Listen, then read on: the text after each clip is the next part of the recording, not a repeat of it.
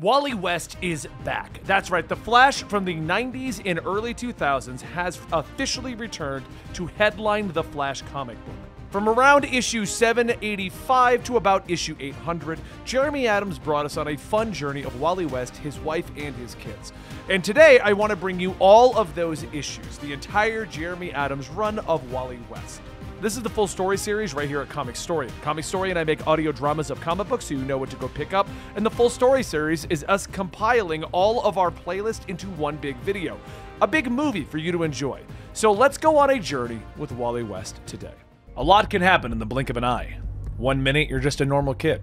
The next, you're fighting crime besides your hero. Or you've fallen in love, or you became a father, or a cautionary tale. Huge moments made up in seconds. Blinks. Which for normal people pass by with hardly a notice. But for the fastest man alive, and the time it takes to blink your eye, the whole world can change. As the Justice League stands there, staring at Wally West, Flash asks, "What do you mean you quit, Wally?" Wally responds, "I love being a hero. I love being a part of the League. But everything that's happened with Linda, the kids, Roy, I just can't do it anymore, Barry, and it's not fair to anyone." As Flash tries to think of something to change his mind, Green Arrow tells him, "Kid's right."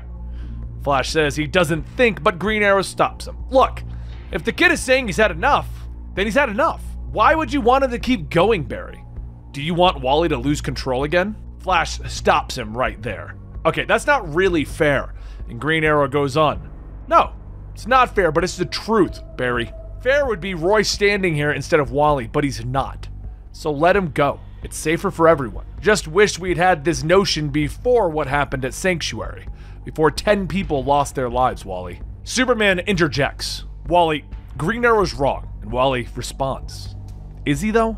Batman then goes on, "Whether Green Arrow is right or wrong, with the discovery of the Omniverse, we don't have time for heroes who are half in, half out. It'll only lead to disaster. I'm really sorry, but things are finally back to normal at home, guys. I just don't think I can be in the League. The kids aren't having nightmares anymore. We're all breathing a little bit easier. I want to keep it that way." Flash stops him. "It's okay. I get it. We'll figure something out. As long as this is what you want.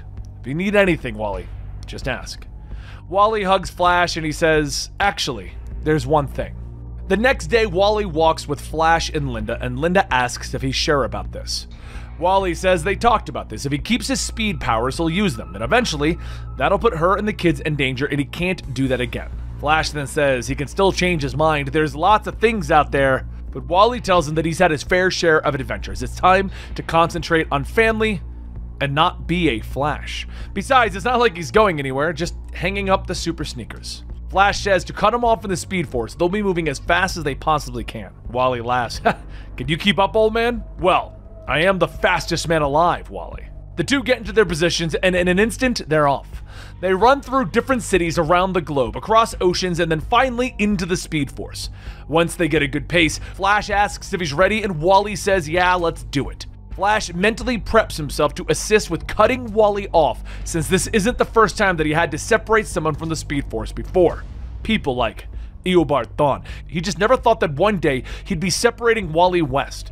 And just as the Flash is about to get ready and disconnect Wally, something happens and there is a flash of light. Flash calls out to Wally, but the lights begin to pull at him until there's nothing left, and as Flash stops, the only thing left of Wally is his costume. He picks it up and he begins to run again, but he stops. And then he looks at himself asking, "Are my powers gone?" A short while later, after picking the Flash up, Green Arrow asks what does he mean by gone, and Flash tells him it's like he said. 1 minute he was about to sever Wally's connection to the Speed Force, and then next this surge of energy washed over them. Wally could be lost in the Speed Force, or Green Arrow stops him. Dead. Flash stares at the controls for a moment and then says that Wally is still out there. They'll have to find him and bring him back. He's already remotely prepping the Justice League lab. He'll need a tachyon emitter and the math to do the calculations, and he's going to need some help. Elsewhere, Wally groans as he finds himself in the middle of a forest wearing nothing more than a loincloth. He gets up asking if he lost his powers. Where is he? And as he looks up at the giant dinosaur, he realizes he's not in Kansas anymore.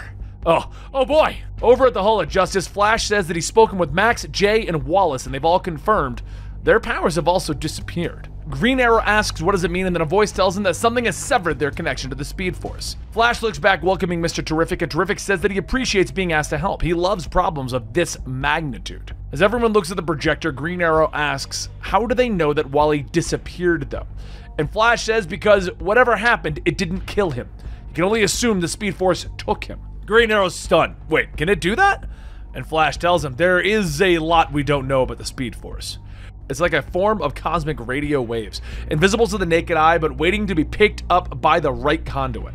And Wally, he has a special connection to it. Mr. Terrific says define special, and Flash says that he thinks that it may have chosen him, or at least is using him for something. Maybe it's rebooting. Green Arrow then says, or it's wounded. Animals, if they're hurt, they pull in on themselves, protect what they have, and maybe the Speed Force is nursing its wounds. Flash then says that could be why it wanted Wally, to help fix whatever's going on. Mr. Terrific says that if Wally is still connected to the Speed Force, and Flash says he can track him, let's get to work. Meanwhile, back with Wally, he looks at all the primal wildlife and asks if he's dreaming. Of course he isn't dreaming, he time traveled. He's done it 100 times before. Could really go for a drink though. As he kneels down next to a pond, he reaches in and then yells that they've got to be kidding. He takes a closer look, and in the water's reflection, he sees somebody else looking back at him. He motions, and the reflection mimics, and he asks, am I a caveman? Am I inside of a caveman? This is new and it's very... But before he could finish, an alligator leans up out of the water, snapping at him. Wally jumps back using his powers and says, well, at least he's got those going for him. However, when he runs, he notices that he isn't quite that fast. At least not fast enough to jump through the barrier. But before he could even slow down, a raptor jumps out at him faster than one should ever be. It's a Speed Force raptor. Back at the present, Green Arrow asks how is this thing supposed to work again? He isn't really as smart as them. How are they going to project a message into the Speed Force? Mr. Terrific says that they are basically reversing the imaging processors in his T-spheres to project Flash's voice via tachyon waves into the Speed Force. Theoretically, it should be like a telephone signal, and if Wally, if he's in the Speed Force, should act as the receiver. Green Arrow says, well, heck, let's get this party started. Ready, Dr. Frankenstein? Flash nods, and Mr. Terrific activates the machine with Flash calling out to Wally, asking if he can hear them. Back in the past, Wally holds the raptor back, stating that these things are so much cooler in the movies. And as he manages to throw the dinosaur off, he can hear something calling out to him. But before he could try and listen, the Speed Force energy starts to spark up around the raptor, and Wally asks, wait, is that supposed to happen? Suddenly, the raptor bolts forward, with Wally narrowly jumping out of the way, asking, is it a Speed Force raptor? As he runs away, he can hear the Flash calling out to him, asking, is what? Where? Flash yells, it worked! And Wally goes on stating, are you talking to me in my head? Flash tells him that there's no time. They're working on a way to get him out of the Speed Force like last time, but Wally says, actually, it's a new thing. I'm not in the Speed Force. I'm somewhere in the Jurassic Park era. Flash is stunned. The 90s? And Wally yells, no, the one with the actual dinosaurs. There's literally a velociraptor chasing me, which, by the way, has Speed Force powers.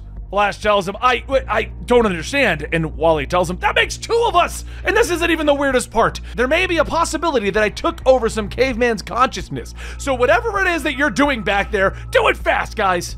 After getting a lead on the raptor, Wally hides in a bush stating, okay, you've got a theory as to why this has happened, and you better give me the short version. Flash tells him, well, we think that you got swept up in the surge of Speed Force energy that catapulted your consciousness into an open conduit for power somewhere along the timeline. Wally asks why him though, and Flash tells him, because you have the strongest connection to the Speed Force. Our working theory is that it might be using you to fix whatever is going wrong with it. The only issue is that we don't know what's wrong with it. Wally sighs. That's wonderful.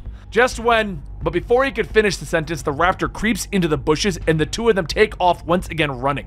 Except this time, Wally sees the raptor stop. Flash asks him what's wrong, and Wally tells him that the Speed Raptor is shaking, like Shakira, which I'm pretty sure it isn't supposed to be doing. Just then, the Speed Force energy in the raptor begins to build up, and Wally starts running, stating, oh, that can't be good.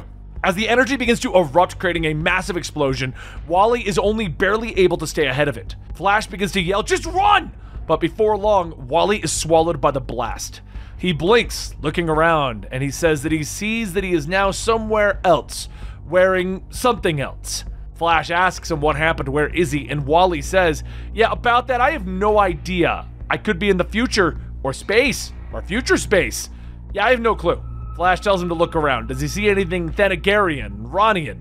Wally turns to the glass reflection of himself and says, oh, no, never mind. I'm in the future. I'm in Bart's body. Let's just say his costume is snug.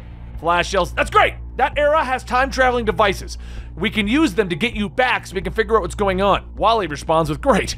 Just give me a few moments. And Flash asks him, what's wrong? Wally looks back at the looming shadow over him and says, well, that's new. And a giant alien reaches for Wally with Gold Beetle shouting, what are you doing? Run! As Barry Allen, aka The Flash, reaches out from underneath the computer, he asks Green Arrow to hand him the multimeter. Mr. Terrific says that the thermocouplers are attached, T-spheres are ready, and Green Arrow hands the Flash the multimeter and asks, so what are we doing again?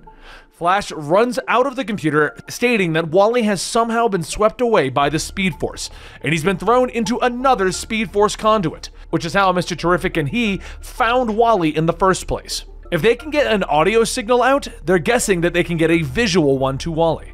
Green Arrow says, right. So how did you suddenly get your speed powers again, Barry? Because you lost them when you were trying to help Wally. And Flash says, well, I didn't get them back precisely. After the Speed Force dinosaur exploded, I felt my connection to the Speed Force re-emerge.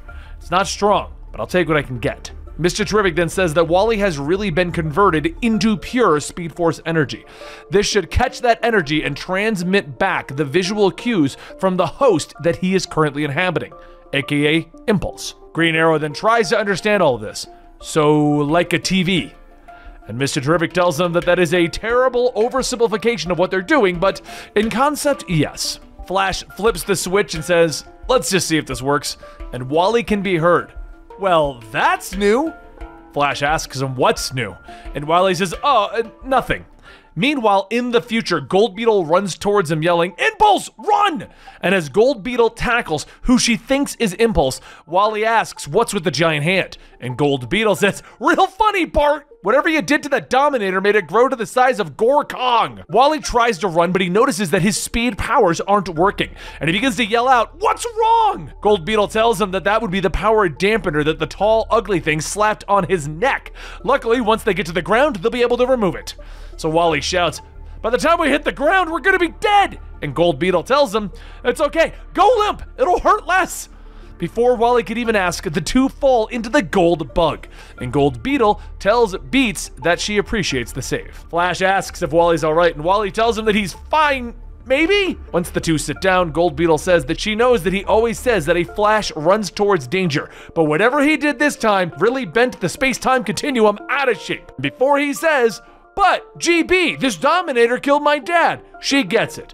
But if they don't want to break the timeline again, he better be more careful. Flash asks who's speaking, and Wally says, I have no idea. So Flash says to Wally again, she looks like both of, you know. In any case, you might be better off on your own, Wally. We don't know. But Gold Beetle says, wait, who the heck is Wally? And Flash asks, wait, did you hear me? Gold Beetle laughs, of course I did. I just needed to adjust the head net settings that I got from the 853rd century to whatever wavelength Mr. Nasally is using.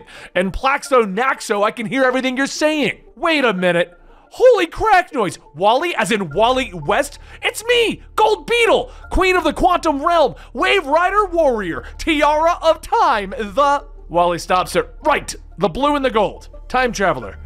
It's, nice to meet you. Oh. Is this your first time meeting me? Wow, you said this would be dangerous, and hey, you were right, Wally, but you're the captain, so Wally stops her. Wait, Captain, we work together? You must be confused, because when I get home, I'm retiring. That is hilarious. You have like 5 more crises to get through. We've gone on loads of adventures, like galactic space races, but just then, Beats tells her that she should probably remember the time rules and not divulge too much information if this is his first time meeting her. She pauses. Yeah. But why are you inside of Impulse? Where's Impulse? Beats says that Bart's conscious self was probably sublimated when Wally was transferred inside.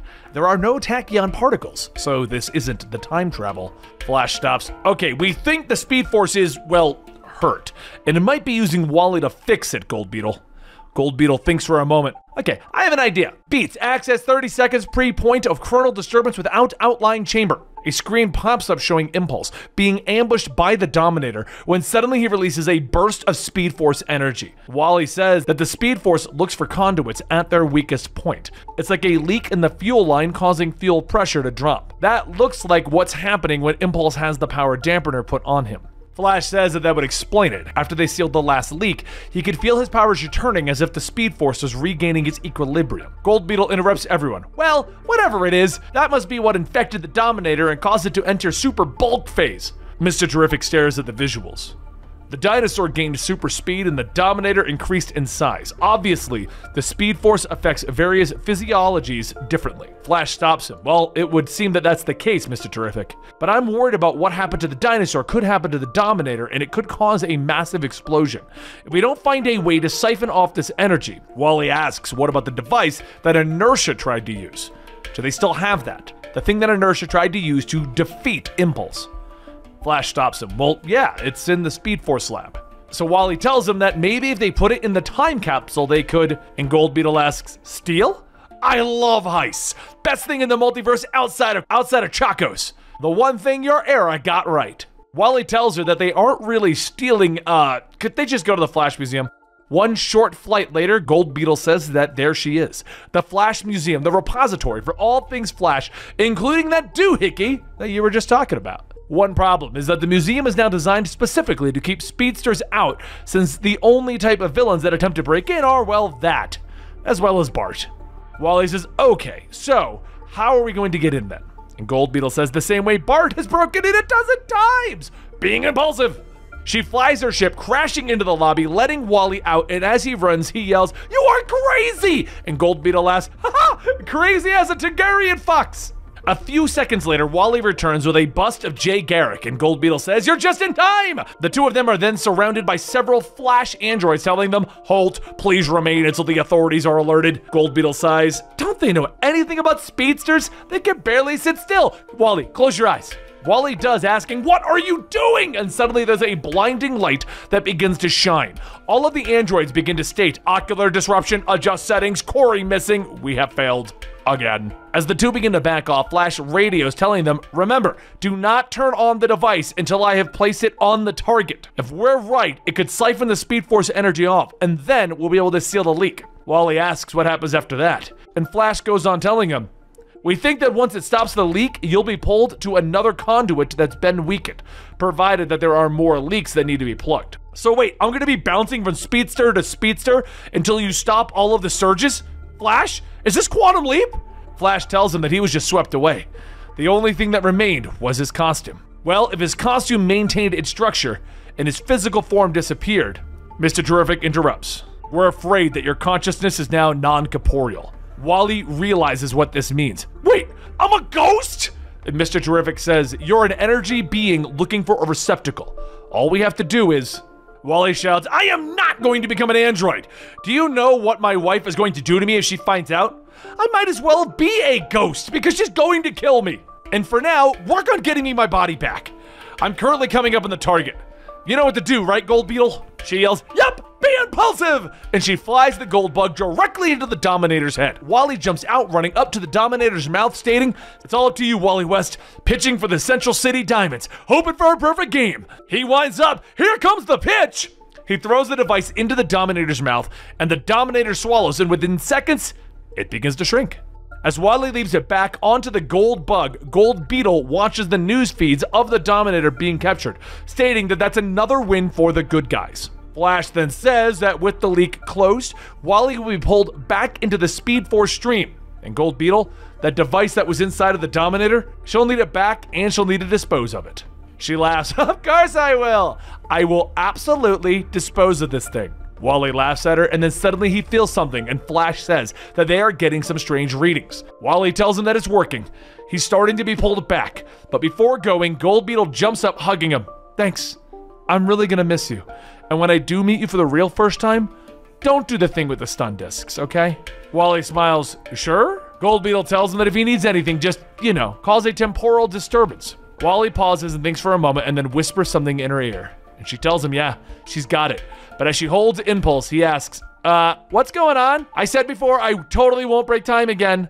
She continues hugging him, telling him, shh, she's having a moment. And a few moments later, Wally begins to blink and Flash asks what happened, where did he go? But all Flash can hear is Adolf Hitler yelling, "The American Übermenschen has been captured. The Spear of Destiny belongs to the Third Reich." It was the 1940s as Happy Terrell, the man known as Ray, quietly sits in the waiting room. In a sudden flash, Jay Garrick sits beside him and Ray says he didn't even see him there. Jay laughs, telling him that he gets that a lot. Been waiting long? And Ray glares, telling him 40 minutes. Jay says, really? Sorry about that. My name is Jay Garrick, and you are? Jay reaches out to shake his hand, and Ray doesn't move, stating, Happy Terrell. Jay laughs again, telling him that's great. But as Ray doesn't follow up, Jay says, oh, you were being serious. At that moment, a woman walks in, telling them that the president will see them now. And once inside, the president says, gentlemen, would you like to end this war? Later that night, over the Philippines, Ray says that he has heard a lot about the famous Flash. There are a lot of stories about him. Jay gets his bag ready and tells him that he wishes that he could say the same about him. He's worked with a few masked men before. How has he never heard of the Ray? Ray tells him that the president likes to keep what he does in the dark, which is ironic. Once the two get ready, they jump onto the plane and they make landfall with Jay laughing, asking, can you believe it? We're looking for the Spear of Destiny, the same one that pierced the side of Christ while he was on the cross. They say that whoever wields it will control the world. Can you believe it? And Ray tells him, no, I don't. So Jay tells him, oh, a non-believer.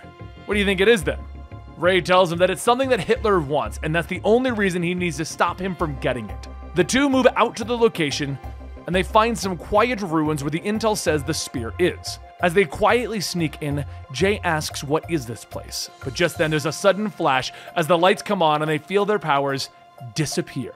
While they look at each other, a man is holding up the spear, telling them that if they are wondering about their powers, it would be my fault. My name is Otto Frenz, and it would seem that your government calls me Parsifal. So as you can see, your powers are useless, which ironically is my gift. And now it isn't just one weapon I will be returning to the motherland. It is 3! Jay shouts that he'll never get away with this, and Parsifal laughs as the two are subdued, telling them that their friends won't be coming from the Philippines. They have no idea where to even go! As the two are thrown into the brig of a German cruiser, they're beaten mercilessly for weeks. But if there was one thing that Ray could count on, it was Jay's belief that they would make it out alive somehow. However, during the 5th straight week, it was Jay who was beginning to fade. Ray stared as Jay hung lifelessly, praying to God that if he does in fact exist, that they need his help more than anything. Just then, there's a sudden crack of lightning in Jay's body, breaking the chain, suspending them in the air. What Ray doesn't know is that bolt of lightning that struck Jay was actually Wally West coming in from the Speed Force, entering this dimension, this timeline. Wally's eyes shoot open and Ray asks, you okay now, Jay? Wally asks, Jay? And then he sees himself in the window's reflection touching his face. Oh man, Jay was old back then. Wally turns back asking if the blast of lightning just flew out of his chest, because if so, they need to be wherever it went. So the two sneak through the ship when they look through the window and suddenly see Hitler holding the Spear of Destiny, shouting that he has been blessed by God. He is the Übermensch! Wally looks at the lightning swirling around, telling him, oh, Hitler got powers from the lightning.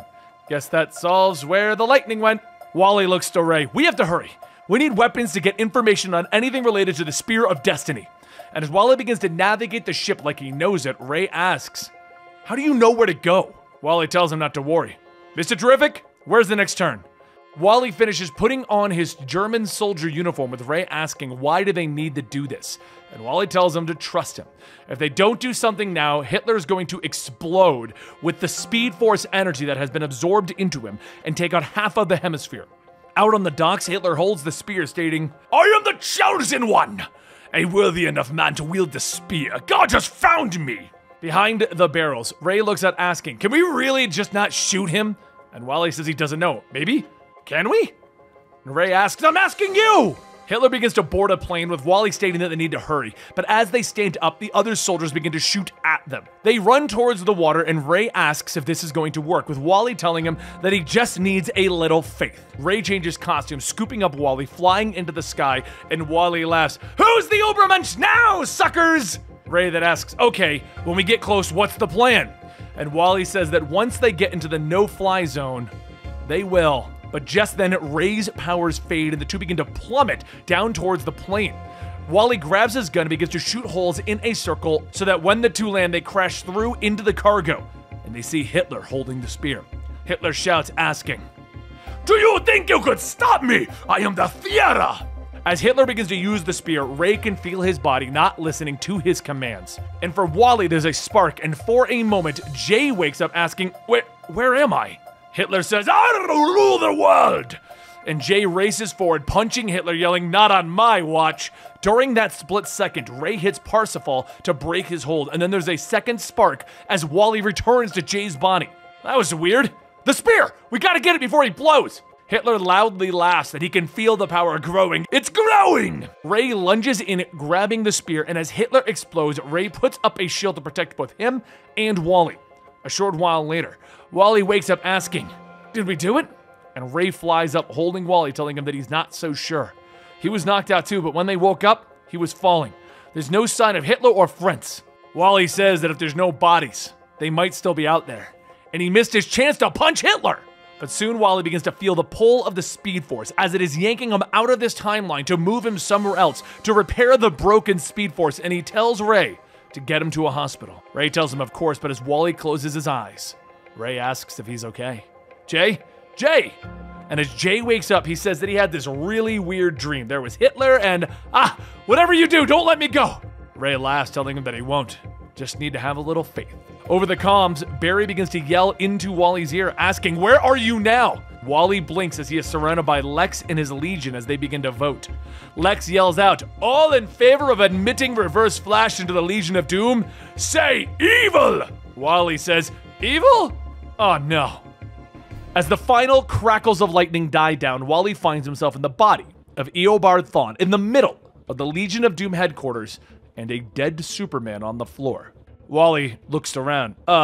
Guys, I might have just done something terrible. Cheetah laughs, telling him that it would seem that he's trying to prove why he's deserving to be in the Legion of Doom. Well, this kitten doesn't need to see anything else. Shall we take a vote? Meanwhile, back in the current time, Barry tells Wally to just relax. He's watching everything, and he needs Wally to not freak out. The mission is the same. Find the surge that is damaging the Speed Force, drain it, and come back.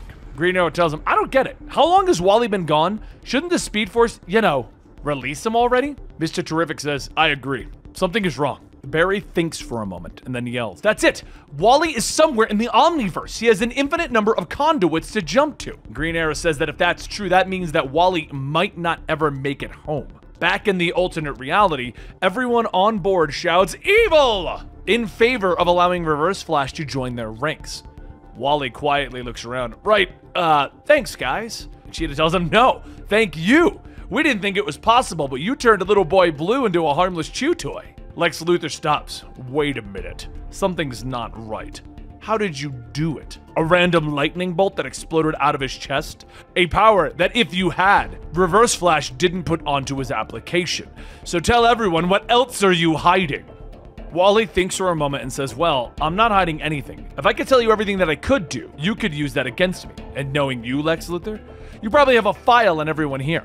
Everyone looks at Lex and he tells them, "That is not true." And Cheetah says, "Oh, I can smell a lie, Lex."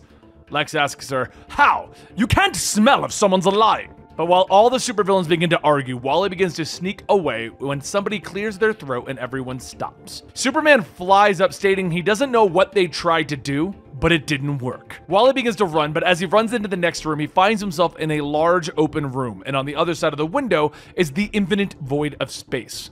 Pretty cliche, huh? The Legion of Doom is up in space? Superman then bursts through the ground, stating, "Give it up before anyone else gets hurt." And Wally goes, wait! The energy running through your body, it's volatile. We need to find a way to drain it before it explodes." Superman laughs. "How exactly are you going to do that? Use the same power dampening ray that Luthor made to get me here in order to siphon it off? This S on my chest doesn't stand for stupid, pal." Wally asks, "Wait, Luthor did what?" But Barry tells them that they need to find out how Lex drained Superman's power before, so that they can use it to drain the Surge. Wally thinks to himself that he just needs to find Lex. Never mind. Outside, Lex shoots through the glass with his kryptonite laser, stunning Superman, but as Wally is being sucked into space, he latches onto Lex's ship. He vibrates through it before Lex can get ready to kill Superman, telling him, "Wait, how did you drain Superman's power before?" Lex tells him, "That is proprietary information. I can't just..." Wally then begins to slap him at supersonic speeds, and when he finally stops, Lex stares stunned and then points to the green button on the right of the steering column. Wally hits Superman with the power dampening ray, with Barry asking if it worked. As the explosion goes off, Wally tells him, yep, he can feel himself being pulled away. Lex jumps out of his seat shouting that he just absorbed too much energy. "The ship is going to explode!" Wally laughs, fine, you know what? I'll let you have it. Give me your best shot. I won't even move." As Wally is taken away, Eobard sees the oncoming punch, asking, "Wait, what?" From there, Wally continued to drain the Speed Force surges one timeline at a time. Back in the Old West, Titans Academy, the Justice Society, and some fight with a wizard? Finally, Wally stops in San Francisco, sitting in a cafe. Before he could even guess where he's at, the woman before him says, "Hey, Dad. Yes, I know you just got flung into the Speed Force, tossed through time, landing in various speedsters' bodies to stop the Speed Force surge from infecting and detonating anyone that it hits. Of course, there's more to that story, but we're not there yet." Wally looks at his own daughter. "Iray?" Iray tells him, "Yeah, don't worry, you landed in Jai's body. Thank goodness. About 20 years in the future." Wally looks at himself in the mirror. What about the surge?" But Iray reaches over, telling him that Jai had his power dampener on. It went from him to another, and she absorbed it all, with hardly anyone noticing. Turns out she might be stronger in the Speed Force than he is, or anyone for that matter. She'll slowly release the energy, which gives them a few minutes before he has to go. Wally then asks, "How did you know?" And Iray says that he used to tell them this story every night before they went to bed. The stuff with the speed dinosaur was always their favorite. Wally gets up hugging her. "You're so beautiful and tall. And most importantly, you're okay." His daughter looks up at him. "Yes, yeah, I'm okay." As the two sit back down, Wally says that this is a dream come true. To know his daughter is alive and well and... Wait, is that a ring? She pulls her hand back. "Yeah, I forgot to take it off. Yeah, I'm married. He's great. You hate him, though." Wally starts patting himself, asking, "Wait, what about Jai? Is he married?" She lets out a loud, "Ha! No." Probably be careful with what I say because of the whole time continuum thing, but Jai is dating a girl. Oh, she's a bit of a time traveler. They work together from time to time, actually. Wally smiles. "I may have already met her, but really, it's good to see you. You have no idea how much me and your mom worry about the two of you. Looks like I made the right choice retiring from being a hero." She spits out her coffee, laughing. "Retired? For hearing? Oh, hey, that's our cue." A bolt of lightning strikes and Iray changes into her speedster costume. Ta-da! With Wally stating, "Wait, no, you're a superhero? But I quit! I didn't want this for you." She says that it isn't just her, and she points to Jai. "You did keep us safe. You also taught us how to use our powers for good. You taught us how being a hero is doing the right thing no matter what. You didn't just teach us how to survive. You taught us how to thrive." Iray opens up a portal telling him to come on. She needs to show him something, and after yanking Wally out of his seat, Iray runs through space asking if he can see it. The Flash family has done all right for themselves. Wally looks ahead seeing a bright light with the Flash lightning bolt on it, asking what is it? And Iray tells him that he'll find out soon enough, but it's almost time for him to go, and before that, she has to tell him that he is a great dad, the best. The only thing that he might have been better at is being a superhero. However, what happens next is going to be hard, but trust me when I say that you're going to get through it. Put one foot in front of the other. Uncle Barry, I'm about to close off the conduit. If you're going to send a burst through the Speed Force, now's the time. Barry says that they're ready, but Wally says that he can't just go yet. And Iray tells him, it's okay.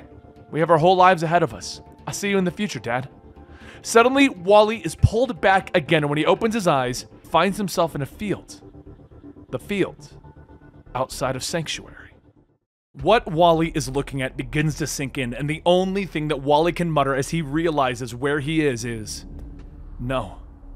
Barry yells, asking what happened, and Wally says that it worked. I'm at Sanctuary. I'm at the moment when the explosion that went off, the one that killed everyone. It wasn't me. Barry, it was the surge. It wasn't me. Barry says he knows that this is hard, but does he see it? Does he see whatever was in the Speed Force that came out at this point? And Wally stands up looking at everyone suspended in time. There's a dome of Speed Force. Maybe. It seems like it's moving towards something in the field, but everyone is frozen. Maybe I can. Barry shouts, no, the temporal bubble is fragile. A point of frozen time if you disturb it. But Wally tells him, but if the explosion continues, they will die. There has to be a way to save everyone, Barry. We need to. Before Wally could finish the sentence, a voice calls out to him and he looks over to see Roy Harper getting up. What the hell happened, buddy? Wally runs over hugging him and Roy says, I just saw you run out and I thought something was wrong. Are you okay, Wally? Wait, why is everyone... Okay, I'm starting to freak out. Like when Batman found out that Dick borrowed his car, freaked out. What's going on? Wally looks right at Roy. I killed you. I killed all of you. I thought I lost control. I did lose control. All this time, I thought it was my fault that I killed everyone. Of course this is where I would end up. Roy tells him, no offense, but you sound kind of nuts right now. Back in the current time period, Green Arrow asks, wait, is that Roy? And Barry says that this is going to be hard to say. But all of this happened. They're just experiencing it again. There's nothing that they can do. Roy still has to die. Green Arrow turns back shouting, what do you mean there's nothing we can do? Send Booster Gold! Call those linear guys! This is our chance to save my boy, Barry! Barry tells him that he understands the feeling, believe him. He went back in time, he changed it. And that small alteration almost destroyed the world. But then the computer begins to beep wildly, and Mr. Terrific says that he is getting some unusual readings from the Speed Force. Barry goes to run over, but he stops for a moment and says that his powers, they're fading. Meanwhile, back in the past, at Sanctuary, at the moment that everything changed for Wally West, he tells Roy that they have both been through a lot. Sidekicks, Titans, the League. And what he is about to say is going to sound crazy, but it's the truth. This moment is in my past, when I was here. Before, I ran out of Sanctuary because I was having a panic attack. I tried to get away from the house, but you all followed, and this surge, it exploded out of me, and Roy, I killed everyone. That's where we are. We're in that moment, my weakest moment. I don't know, but Barry, Ollie, Mr. Terrific, they're all in the present, trying to make sense of all of this. No one knows why, but the Speed Force has been using me to help dislodge whatever is in it, whatever is causing all these problems, whatever is traveling through time, creating surges. The energy creates explosions. It hurts people, it damages things, and it kills everyone. It's getting worse, so we figured out a way to slow time like a time bubble.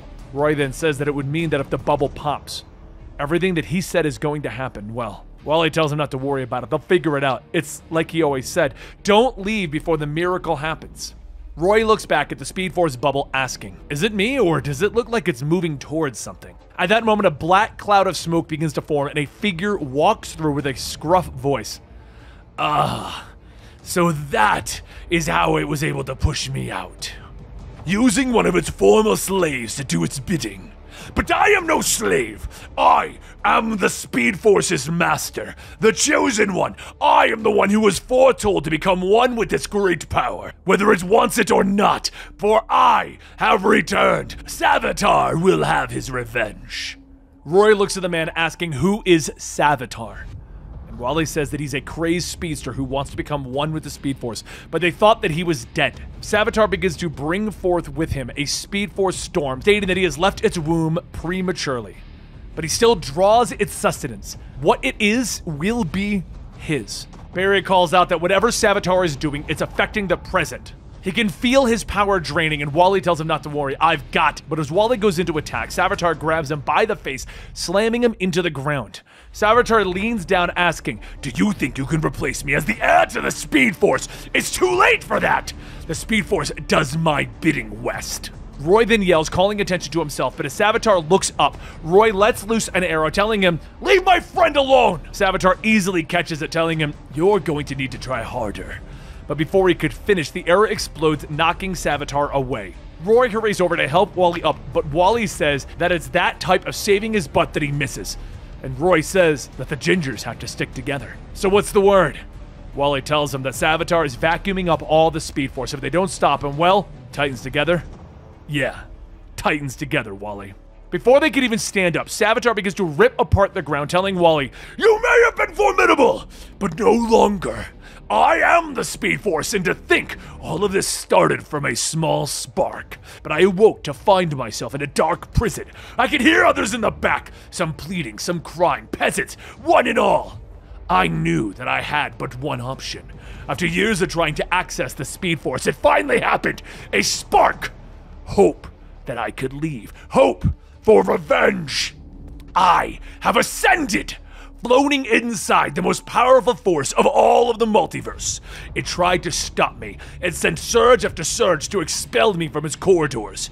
But I have created an unshakable connection, a bond. And slowly I have absorbed what it is to become what I shall be. But then you appeared, an interloper, here to steal what is rightfully mine. Barry radios back stating that they have one shot at this. If he can re-enter the Speed Force, he has to vibrate his molecules, ride the wave of tachyon particles to its source. Wally asks what about his body, and Barry says that they think that Wally will reorganize into matter once he passes through the portal. And Wally responds, wait, you think? Roy then says, what you said about before, about killing us? I know the Wally that I know would never do that, okay? If the Speed Force causes an explosion to get rid of this guy, I have to imagine that he's pretty dangerous.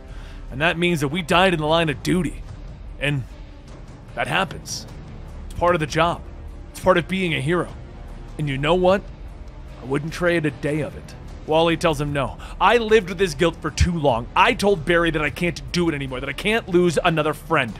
And Roy tells him, come on, man. We're never really gone, whether in memory or some cosmic hiccup. As I said, don't leave before the miracle happens, because it could happen tomorrow.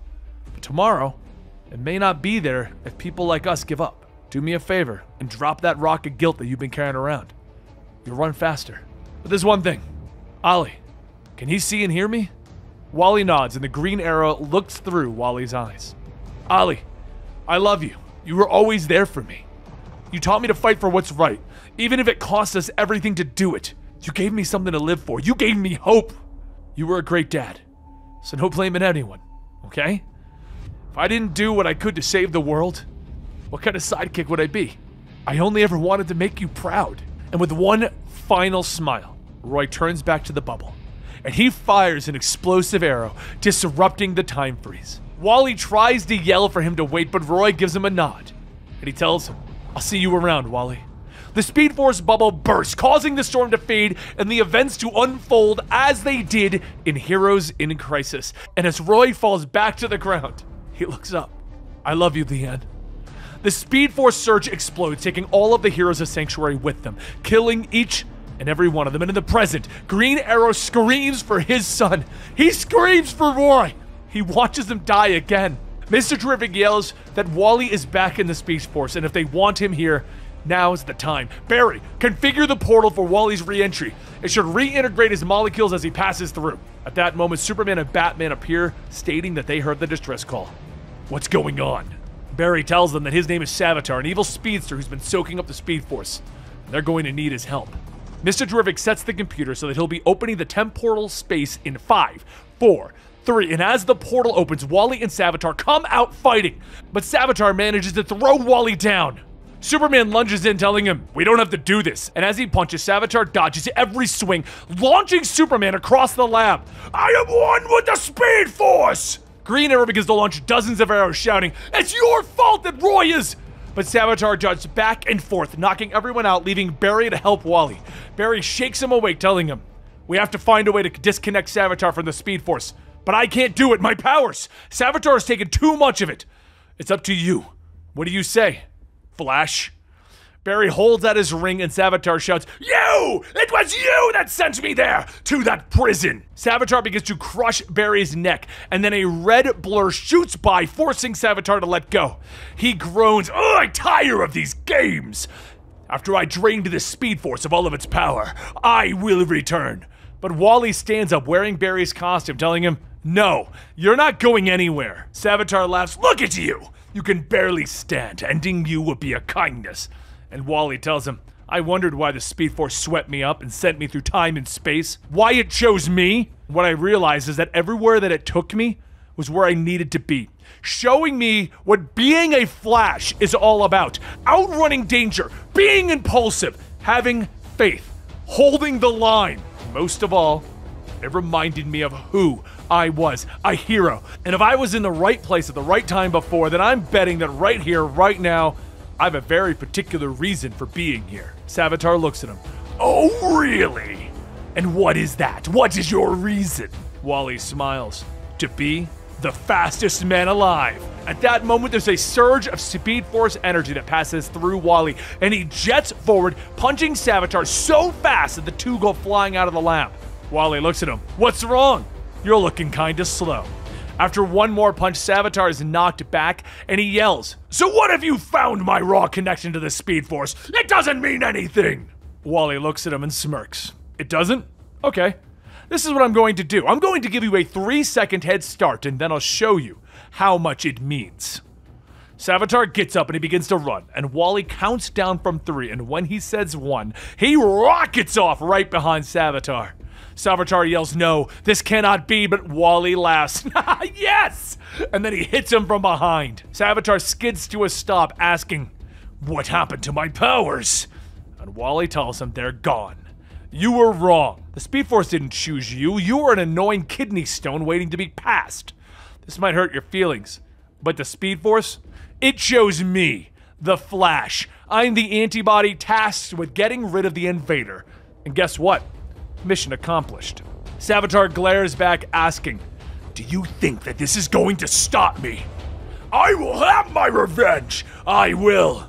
But a Speed Force portal opens up, pulling Savitar in as he yells, No! I don't want to go back to the darkness! When Savitar is locked away, back in the Speed Lab, Barry tells Wally that he gets it now. He was right. This line of work is dangerous, maybe retiring isn't so bad. But Wally laughs, telling him that he was wrong. If anything, this little trip through the Flash's history showed him how important it is to keep your super sneakers on. Tragedy is a part of life. But the thing that he realized is that in your weakest moment, there's always a bit of hope. If he stops running, stops being the Flash, if he's given that up, and he's not going to stop being a hero, especially knowing how many people need him to be a Flash. We all good, Mr. Terrific? Mr. Terrific tells him, well, not exactly. We need to run more tests, but the surge of Speed Force that went through you hypercharged you, and well, it's still there. Wally asks, what does that mean? And Barry says that he has access to that surge of energy, sort of like a nitro boost. Wally tells him, awesome, and Barry tells him, no, not awesome. We don't even know if your body can handle that much speed. Wally laughs, telling them that they're going to figure it out, and then Green Arrow walks up, telling him, hey, a lot can happen in a blink of an eye. You can lose everything, your name, your reputation, but they can be replaced with determination, strength, empathy, faith, a renewed sense of how blessed you are to just be alive, to have people who love you, who care for you.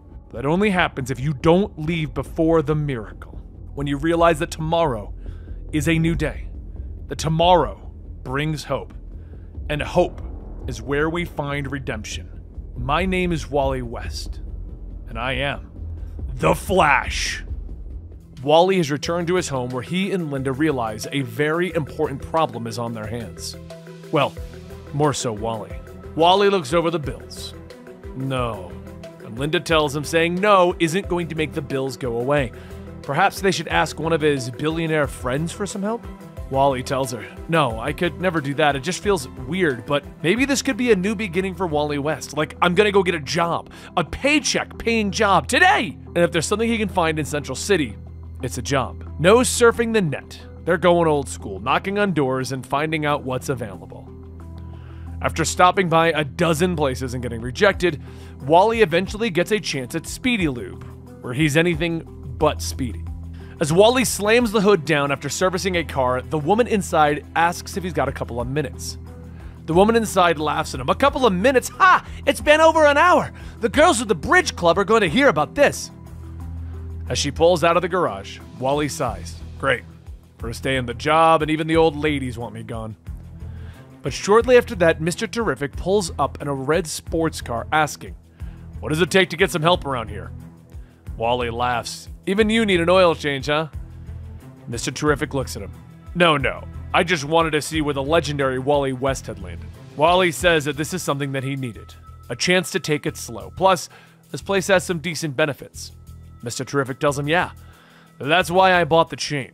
I now own Speedy Lube, Speedy Mart, SuperspeedDating.com. You know, gotta stay on brand. Wally tells him, well, thanks for the job. And Mr. Terrific says that that's the thing. You're fired, Wally. Instead, I have another job I'd like to offer you. And being a man running a successful business means hiring the right people for the right job is my job. This one isn't yours. Wally says that he isn't so sure, but Mr. Terrific tells him, I am one of the smartest men on the planet. And I'm telling you I have a better job offering. Only a stupid man wouldn't at least check it out. And Wally West isn't stupid. So later, over at Terrific Tech, Mr. Terrific brings Wally into the lab asking, "How are you all doing?" To which they all welcome Mr. Terrific. He says that he would like to introduce them to their new engineer. His name is Wally West. He's not only a friend, but someone that you could trust your life with. Wally, this is Marcy, Thomas, and Stevie. I'll go ahead and let you all get acquainted. As Mr. Terrific leaves, Wally follows, telling him, "Hey, wait a second, I appreciate all this, but I clearly don't fit in with the others. I could see it on their faces." Mr. Terrific tells him, "That's the thing about being a good boss. It doesn't matter what anyone else thinks. And even though they are scientists, you're a mechanic, a hero, and a father. You aren't just one thing. You're more than a person that can move at the speed of sound, Wally. We're trying to learn about the multiverse. It'd be best to start figuring it out now before something bad can happen. At least see how much I'm offering you." Mr. Terrific hands over a check, and Wally tells him, "You've got to be kidding." Mr. Terrific laughs. "That'll keep you in sneakers for a few years." Just then, Mr. Terrific's watch beeps, and as he looks at it, he says that there's a fire downtown. Wally is confused. "Can I go?" Mr. Terrific tells him that that's another perk of working here. He can cut out whenever he needs to. "I'll just tell the others that you're on special assignment." Wally races out of the building downtown towards the fire and sees the firefighters already on the scene trying to put out the hospital that's on fire. After a quick run through, Wally manages to get everyone out of the building, but then realizes that there's someone left inside. He runs up the side of the building, jumping through the window, calling out that whoever it is that he saw, he's here to help them. But it's that moment that he's kicked in the back, and the voice tells him, "Long time no see." Wally looks back to see Heatwave. "I wish we could chat, but your old pal's got things to do, Flash." Wally begins to get back up, but suddenly the floor gives way and he catches himself on the level below. He looks up to try and get back to Heatwave, but as the ceiling begins to crumble, he books it out of there and can't find Heatwave. So as he turns to head back to work, he tries to think about, what was Heatwave even doing? Mick supposedly hung up that gear and decided to go straight. Something is wrong. Once Wally returns, he sees that his 3 co-workers are standing around a blackboard, all arguing over which of their calculations are wrong. Marcy says they have too much energy. Stevie says no, it's not too much energy, there's not enough connectivity. And Thomas asks if that's the case, why are the rods melting? Wally looks at the formula and tells them, "It's the metal. It looks like you're using aluminum. As it stands now, the energy that you're putting through it is going to burn those rods out in a heartbeat. I suggest switching out the aluminum for copper, or even silver if you can get a hold of some. I did something similar with a treadmill and that did the trick." Marcy's confused. "A treadmill? What did you say your name was again?" Wally laughs. "I'm Wally. I was hired on as an engineer." Marcy tells him great, then he can order them supplies while they all get some lunch. "Did you know you get free lunch here?" As the 3 of them leave, Wally sits at the computer and orders the copper that they need, but then finds himself bored with nothing else to do. After spinning in his chair for a bit, Wally's phone pings with the report of a fire at the pier, and he runs out of there as quick as he can. As he arrives, he sees Heatwave at the end. "Hey, I knew you'd turn up, and now that you're here, it's time to turn up the heat!" Heatwave begins to set fire to more of the nearby stands when the flames begin to race towards a child. Wally scoops up the kid, bringing him to safety, and returns. "That was a kid, Mick! A kid! You gotta crack a few eggs to cook an omelet." Heatwave goes back to adding to the fire, and Wally jumps over the ledge, catching himself on the water, creating a giant water tornado that he sends crashing down on Heatwave and the fires. As the flames get extinguished, Wally looks at Heatwave. "I can punch you 100 times a second, or you can give up." Heatwave begins to stand up. "It doesn't matter. None of it matters." Wally's confused. "What's going on? What are you doing, Heatwave?" "Everyone out there is having fun, not thinking about what's going on in the world, the pain, the hurt. They're blind. But any second it could all be taken away. It could all be turned to ash." Wally tells him that he paid his dues. Why go back to a life of burning things down, of being a criminal? Heatwave begins to cry. "Because it's the only way people will understand what's most important in life, Flash. There's a moment before it all catches fire where it all seems okay. And then a spark. And all you took for granted is gone. But it's a blessing too, baptism by fire. Really clarifies what's happening. That's what I'm giving them, clarity." Wally pauses for a moment. "The hospital. You're sick, aren't you?" Heatwave tells him. "People have said that for years, but this time they just happen to be right. So why not just blow everything up? It doesn't even matter. I thought the asbestos in my suit was protecting me, but it turns out it's been killing me. Everything's just a series of events. What's one more if I burn one more thing down? You're wrong. Life isn't an accident. It has purpose and it has meaning. And what that is, well, that's up to you. Instead of putting so much effort into burning things down, maybe it's time to build things up. You've done it your way for so long, and this is where it brought you. Maybe it's time for a change. I don't know, Flash. And Wally extends his hand. I'll help you. Heatwave struggles for a moment, but then he lets go of the switch, and he shakes Wally's hand. As Heatwave is taken away, an officer says that she isn't sure why he was nice to the guy. He could have caused some real harm here. Wally tells her that part of the job isn't just saving people, but it's inspiring them. How else can they change the world? The officer tells him, shoot, I'm just trying to get to quit in time. And Wally panics, oh shoot, and he speeds off. Back at the lab, he puts the parts together that he ordered, and Stevie comes back stating that he's impressed. They weren't even gone that long. And Thomas says that they were at the dining hall for a couple of hours. Anyway, how about you take off for the night? We can handle things from here, Wally. Wally says that he appreciates it. In fact, he's gonna pick up dinner for the family. Marcy asks what is he gonna grab, and Wally smiles. Barbecue. In the dead of night, across Central City, there's a man who stalks the shadows of people's homes, waiting for them to fall asleep. With him, a helmet, that once somebody fell asleep, he'd be able to extract the dark creatures that lie within their subconsciousness. He is Dr. Nightmare, and your nightmares are his army. But across town, Wally West is facing a different kind of nightmare, taking Ray to her first father-daughter dance at the school. As Linda finishes setting Wally's tie, she tells him not to worry. It's not that big of a deal. And Wally says that this isn't just a dance, it's their first dance. And then it'll be their second, and then she'll be dating, and she'll be married, and she'll never come home and see us. Jai tells him that he needs to relax. But then Ray tells him that she's ready and comes down the stairs. She asks how does she look, and while Wally stutters over his words, Linda tells her that she looks great. They'll get together for a picture. After taking a dozen photos, Wally and Ray head off to school when the two notice a rather thick fog as they pass by Wally's work. Wally yawns, stating that he hopes that there's some coffee. He's starting to feel tired for some reason, and Ray tells him that it's just because he's old. But once they get to Ray's school, they find everyone inside knocked out and sleeping. After making sure everyone's alive, Wally says that they need to get back home and check on Mom and Jai. And as the two get ready to run, they just stand in place. Ray says that her powers aren't working. She can feel them, but she's just too tired to use them. Wally and Ray quickly get back into the car to head back home, but with everyone falling asleep, traffic is at a standstill. And Ray asks if she's dreaming because there's a man riding a giant purple elephant running through the streets. Ray gets out of the car with Wally shouting, "What are you doing?" And she says that he always told her that being a superhero isn't about powers, and he did want to teach her and Jai about superheroing. Isn't this what he'd call a learning experience? Wally groans, telling her to remind him not to be such a good dad. She can come, but if he tells her to run or hide, she has to listen. Meanwhile, inside of Terrific Tech, Dr. Nightmare laughs as he begins to open up the vaults, stating that there are some scary innovations in this location. He expected to find something better from the so-called smartest man. They all said bringing dreams to life was dangerous and foolish, and they were right. Dreams are easy, boring.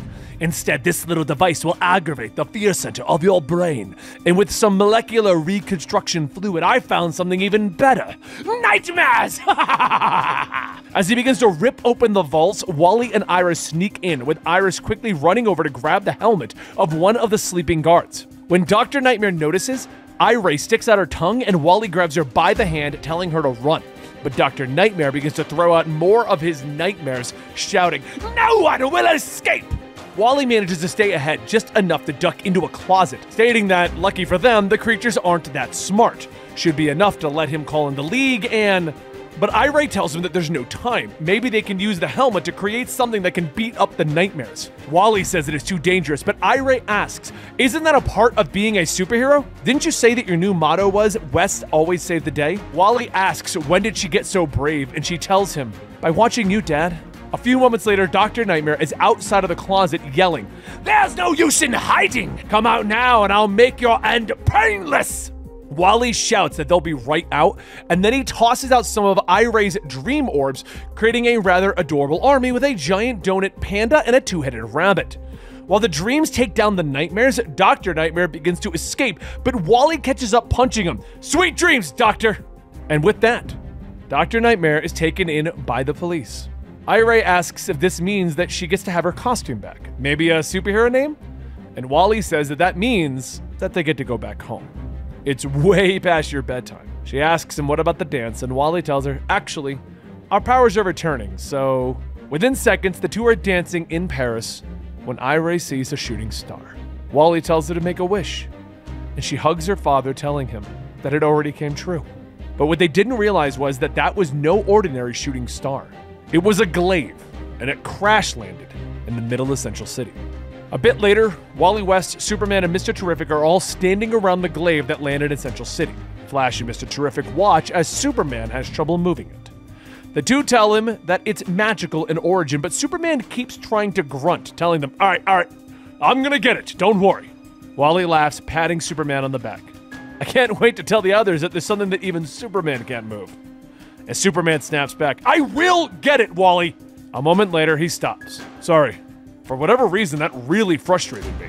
Mr. Terrific scans the glaive, stating that this thing is putting off some peculiar readings. I'll have to get back to the lab and analyze them. Wally jokes, telling him that he's supposed to be the smartest man around. And Mr. Terrific tells him that he is doubting that after hiring someone who is here instead of at their job. Flash begins to tell him, but I thought I could be... Flash is stunned as Mr. Terrific told him to be Flash whenever he needed to be. I thought you said that I could... And Mr. Terrific stops him. You should get back to work. And Superman flies off. I can't be stuck here taking care of another city. Wally scratches his head. Those two were kind of rude. I probably should get back to work. So he races back to Terrific Tech, where he finds Marcy, Thomas, and Steven all arguing over a project that they're working on. As Marcy charges at Stevie, Wally asks what the heck is going on, and Marcy yells that this bubblegum-chewing knucklehead says that the crystalline shield is a stupid waste of time and money. Stevie shouts, that's because what Cranky Pants doesn't understand is that it's theoretical. Temporal energy isn't going to be radioactive, and there's no reason to use it. But then everyone turns their attention to Wally, stating, wait, where have you been? We've all been here for hours working, and you just now show up? Just then, Wally's responder beeps, and he tells them that it's not, listen, we'll pick up on this later. Try not to kill each other while I'm gone, okay? Wally hurries back downtown where the responder told him that there was trouble. But as he gets there, he's shocked and he trips. Mr. Terrific looking down, telling him, I thought I told you to get back to work. But Wally asks him what's going on. Mr. Terrific attacks again, telling him, something that I should have done a long time ago, and that is stopping the great Wally West. You are too powerful at being to even exist. Maybe even more powerful than Superman. There is a 65% chance that you will destroy the world at some point, so come along quietly and recognize that your sacrifice will save countless lives. Wally jumps back to his feet. Sorry, but Linda might have a problem with that, Mr. Terrific. He charges at Mr. Terrific, but his T-spheres create a shield blocking him. And Mr. Terrific says, there's no way in. Just give up now. I have one more trick, though. And he begins to spin drilling into the ground under the lasers and out the other side, knocking Mr. Terrific out. Just then, Trickster, of all people, jumps at the glaive, telling him, I can feel the hate this thing is giving off. I can. Wally jumps in, punching him back. How the heck does Trickster move something that Superman can't? Just then, there's more shouting, and the whole rogues gallery of villains begin to pour in, all trying to take their shot and pulling up the glaive. While everyone begins to pull at the handle, Wally readies himself, stating, I haven't gone bowling in a while, and he crashes into everyone. One by one, Wally begins to stop each of the villains, and even after dealing with those, he looks back, noticing everyone on the streets is fighting and arguing. He then looks back at the glaive. This thing is giving off that energy. Maybe I can vibrate it loose. As he begins to try, though, the entire city begins to shake, and one of the people yells that this jerk is doing it. He has started the earthquake. So not only was Superman, Mr. Terrific, and all of the villains seemingly off, but also the people around the city who are just getting angry. Running out of options, Wally hurries back to Terrific Tech to grab some of Marcy's crystalline shielding and begins to lock in the glaive's energy, and suddenly everyone begins to regain themselves as it's blocked. The villains all yell that they are going to be back after they figure out why they were there in the first place. And as everything begins to return back to normal, Wally sees that the shielding is beginning to crack. Okay, that's probably not good. As quickly as the shield shatters, all of Central City falls back into a state of anger, with everyone yelling at one another for the smallest thing. Wally sits back up asking, wait, did I just make things worse? and then he notices that something else rocketed down from the sky towards the glaive. After crashing into the ground, a purple man appears. I felt its call from across the cosmos. Its delectable essence, reaching out like a beacon of hate, waiting to be consumed. I, Starbreaker, will do just that. Wally gets up, seeing the alien being now here to also join the fight. Come on! If he eats that thing, he's probably gonna get really powerful, right? Starbreaker turns back to him. Yes. Wally turns back to Starbreaker. All right, well, I guess I gotta stop you. He rushes in, hitting Starbreaker to the ground, with Starbreaker laughing. Haha, fool! I am an energy vampire. Those kinetic attacks, along with the hate wafting through the air, it's making me stronger. You should have known better. Wally smiles. Honestly, after a while, all you bad guys start to blend together. He rushes back in again, but Starbreaker grabs him by the throat, tossing him. Bear witness to the end of the world, as he pulls out the glaive. As Starbreaker is pulling at the handle, the energy begins to flow around him until suddenly the blade breaks free. Ha! It is mine! And with it, the whole universe is... No, wait! Release me, I beg of you! The glaive begins to release a black energy swallowing Starbreaker, and as the energy fades, he stands there infected, staring at Wally. He tosses the glaive as a strange voice comes out of him. I am finally free. They thought they could contain me, but now I will have my revenge. The whole cosmos will bow before the might of Eclipso. Wally gets up, clapping. Yeah, okay. It all makes sense now. The anger, the vengeance. You use that thing like bait on a hook, hoping to reel in someone stupid enough and powerful enough for you to take over. Eclipso tells him, I didn't need someone powerful, I just needed someone who thirsts for power. The Kryptonian, though, infected with my anger, wouldn't let me in, so I called on others. The question remains, how did you ignore the call? Yeah, I just don't go for the anger thing. If you wanted someone, you should have landed in Gotham. Anyway, ready to get your butt handed to you? Eclipso radiates the power. No. You are beneath me now, and time is of the essence. Look to the heavens, for when I return, I will come with vengeance. As he begins to fly away, Wally watches. I'm gonna take that as a win. And at that moment, a green Ankh appears, and Wally asks, is that you, Dr. Fate? A hand reaches out of the portal and pulls Wally in, and on the other side, Dr. Fate tells him, Flash, the fate of the universe rests in your hands. Wally asks, my hands? Well, I gotta say, those aren't my best features. And Dr. Fate sighs. With everything going on in the world, Wally begins to ask what exactly is going on here. Where did Dr. Fate even bring him? Why are they in a dark cave? Dr. Fate explains that they are currently in a two-dimensional causeway. They must act quickly before Eclipso can make his move. However, this journey is dangerous. Even now, the foul beasts and demonic apparitions native to this dimension are moving into strike, which is why we need you to guide us through this. Wally is kind of stunned by the way that Dr. Fate said that and emphasized you. He looks at him. What? Me? How am I supposed to? But Dr. Fate stops him and says, no, not you. You, the reader of this book. Wally stops, asking him, what the heck are you talking about? Is your helmet too tight or something? And then Dr. Fate removes the veil from Wally's mind, and he realizes they're in a comic book. He stares back at you, the reader, asking, who is this? This doesn't even make sense. How are they watching us? And Dr. Fate tells him, I don't have time to explain. The demons of this realm have found us. As hundreds of little creatures swarm out, Wally asks, can't they just use magic missiles or something like that? And Dr. Fate tells him that the magic in the second dimension is much more limited than the third. They don't have access to the Dr. Fate powers here. Wally pushes off some of the creatures, asking, what are they supposed to do then? And Dr. Fate tells him, the reader can help. You, turn the comic counterclockwise, now! Suddenly, as you shift the comic book, the world shifts 45 degrees, and Wally and Dr. Fate fall several panels ahead to a door that they must enter. While climbing through this rotated dimension, the two manage to escape the monsters, and they swing open the door just in time for Dr. Fate to refer to us, the reader, again. Can you please return the book to its correct orientation? As the two step into the door, they find a long hallway of guards. And the second that they walk in, every head in the room snaps to them. Wally turns to Dr. Fate. Any ideas? And as the guards all start to charge in, Dr. Fate turns back. You! Blow on the page! Snuff out the torches! So, dear viewers, since the readers were supposed to snuff out the torches, blow on your screen right now. Seconds later, the room goes dark thanks to you doing that. And then there are the sounds of metal clanging together. After a few moments, Dr. Fate creates a light to see, and Wally laughs looking back, telling him that the dumb killer automation guards can't even see in the dark.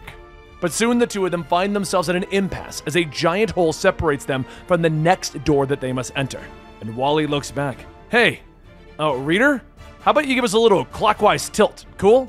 No sooner than he asks and you tilt the comic, then the world quickly tilts, tossing him and Dr. Fate into the chasm and through the door. They both land in a giant underground lake where the magical book is floating in the air. And Wally asks, what is that? Dr. Fate tells him, it is our way out. All we need to do is get... But before he could finish, something grabs Dr. Fate by the leg, dragging him underwater. Wally shouts to the reader again, you guys, you gotta turn the book completely upside down. The world again shifts as you turn the book upside down, but this time, it's pouring water out of the lake as it's upside down. As the giant sea monster is revealed, Wally leaps in, swinging the glaive, cutting the tentacles, holding Dr. Fate hostage. After peeling the tendrils off of him, Dr. Fate yells out again, turn the book to the right. So as you turn the book, the world turns, and he grabs the mystical book on his way to the other side. As he looks through the pages, he finds the glyphs that are needed to open up the portal, ones that were seen through their travels. Reader, you must go back and find the glyphs. Touch the glyphs in the order that you've seen them. Red, blue, and yellow. As we go back through the comic book ourselves, touching the glyphs on the pages, the monster attacks again, causing Dr. Fate to drop the book. But he yells out again, Reader, touch them in the correct order! So after touching the red circle, the blue triangle, and finally the yellow triangle, the book shines, pulling Wally and Dr. Fate into the portal. A few seconds later, they fall out into the bright pastel world, with Dr. Fate stating, we've made it. We've made it to Gem World. And Amethyst tells him, maybe, but you're too late. Eclipso has won. Quickly, Wally and Dr. Fate get to their feet as a massive creature attacks them. That's when Wally realizes that Justice League Dark are also here in Gem World with him. They all begin a massive retreat, with Amethyst stating that the crystal worms are usually peaceful. But Bobo tells her, obviously not when old Eclipso's at the wheel. Who, by the way, hasn't even made so much as an appearance yet. She then says that he must have made it to the Black Heart then. The only person who knows where it is locked away under the House of Diamond. It's an impenetrable fortress, undoubtedly guarded by... But Wally stops. Under the House of Diamond? Which way? Amethyst points south, asking what is he planning. And Wally says that he's going to use one of his superpowers that he doesn't get to use often. Being annoying! Using his super speed, he begins to stab and poke the crystal worm all over its body until it roars in a fit of rage, trying to stop him. Now with an angry mega creature following him, Wally runs towards the House of Diamond and begins to burrow himself underground. Once getting himself into position, he waits for the right moment as the crystal worm lunges for him. He shoots back up, letting the creature slam headfirst into the nearly indestructible walls of the House of Diamond. As everyone enters, Bobo says that he is a world-renowned detective. But it doesn't take much to see that this guy is obviously like super evil, right? Amethyst tells everyone that this man's name is Dark Opal. He tried to take over Gem World once or twice, and Dark Opal says, I also made a fair attempt at trying to kill you.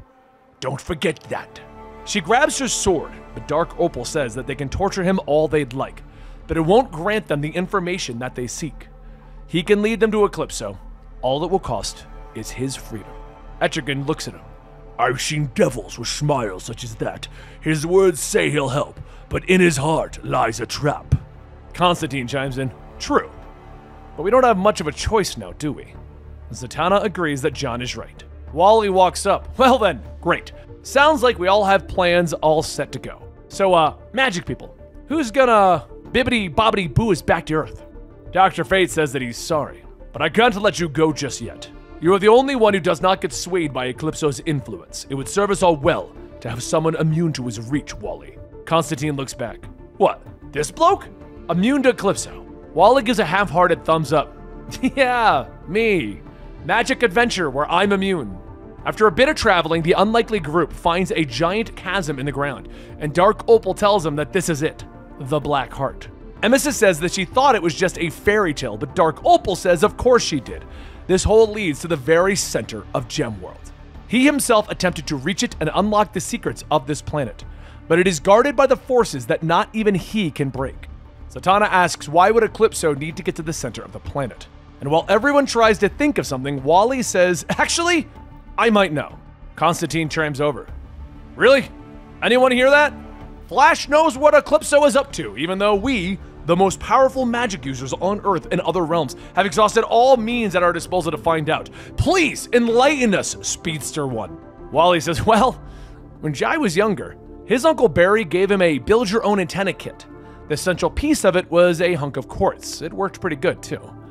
Zatanna pauses. Wait, actually, this makes sense, Constantine. It's right in the name, Gem World. This entire planet is some form of crystalline gem. Dr. Fate begins to speak, saying that if what Dark Opal said is true, Eclipso is trying to unweave the magic that guards the heart. If he is successful, all is lost. Gather, heroes. We must descend into the heart and wage war with the most dangerous of foes. Flash, stay here with the glaive and then... But as Dr. Fate trails off, Wally stops him. Hey, are you okay? Frog got your throat? And then he looks back to see that everyone save for Dark Opal is now under Eclipso's control. Within a matter of seconds, everyone attacks Wally as Eclipso taunts him, telling him, "You have no hope. No chance of defeating the great Eclipso." Wally throws Bobo off of him, telling him, "I'm the Flash, and I'm all about hope." Zatanna begins to cast her magic, but Wally grabs a hold of Ragman. Nobody, nope. And he wraps the cloak around her face. While taking out the others, Wally then stops before Amethyst as Eclipso tells him that these are just puppets. You'll have to kill them if you want to. Suddenly there's a loud thwack, and Amethyst's body falls to the ground as Dark Opal holds up a giant rock. Gladly! Wally takes the rock from him. No killing! And Dark Opal tells him, fine. But if we're going to survive, we're going to need to get away from here before they wake. And Wally asks, do you have a place in mind? Dark Opal tells him that the glaive that he is wielding once held Eclipso, right? But since it's lost its magic, Eclipso is free. So they need to recharge the glaive and trap him again. Wally hands over the glaive, asking if he can really do it. And Dark Opal tells him, I'm a sorcerer of considerable power. Given enough time, I can do anything. So Dark Opal begins his preparations, with Wally telling him that he doesn't get it. Why are you helping us? Isn't it obvious? For my freedom. Isn't that right? Eclipso. Suddenly, a beam is fired out of the portal, knocking Wally down, and out of it, all of the Justice League Dark come rushing out. With that, Wally was captured and trapped within a crystal. Some time passes with the Justice League Dark having won, and Etrigan is punching Wally over and over, with Wally telling him, for a possessed demon who is possessing another demon, you sure hit like a baby, Eclipso. Through Amethyst, Eclipso tells him, that is enough. Everyone, everything on this planet is under my control, except you. Why? What makes you so special, Flash? And Wally smiles.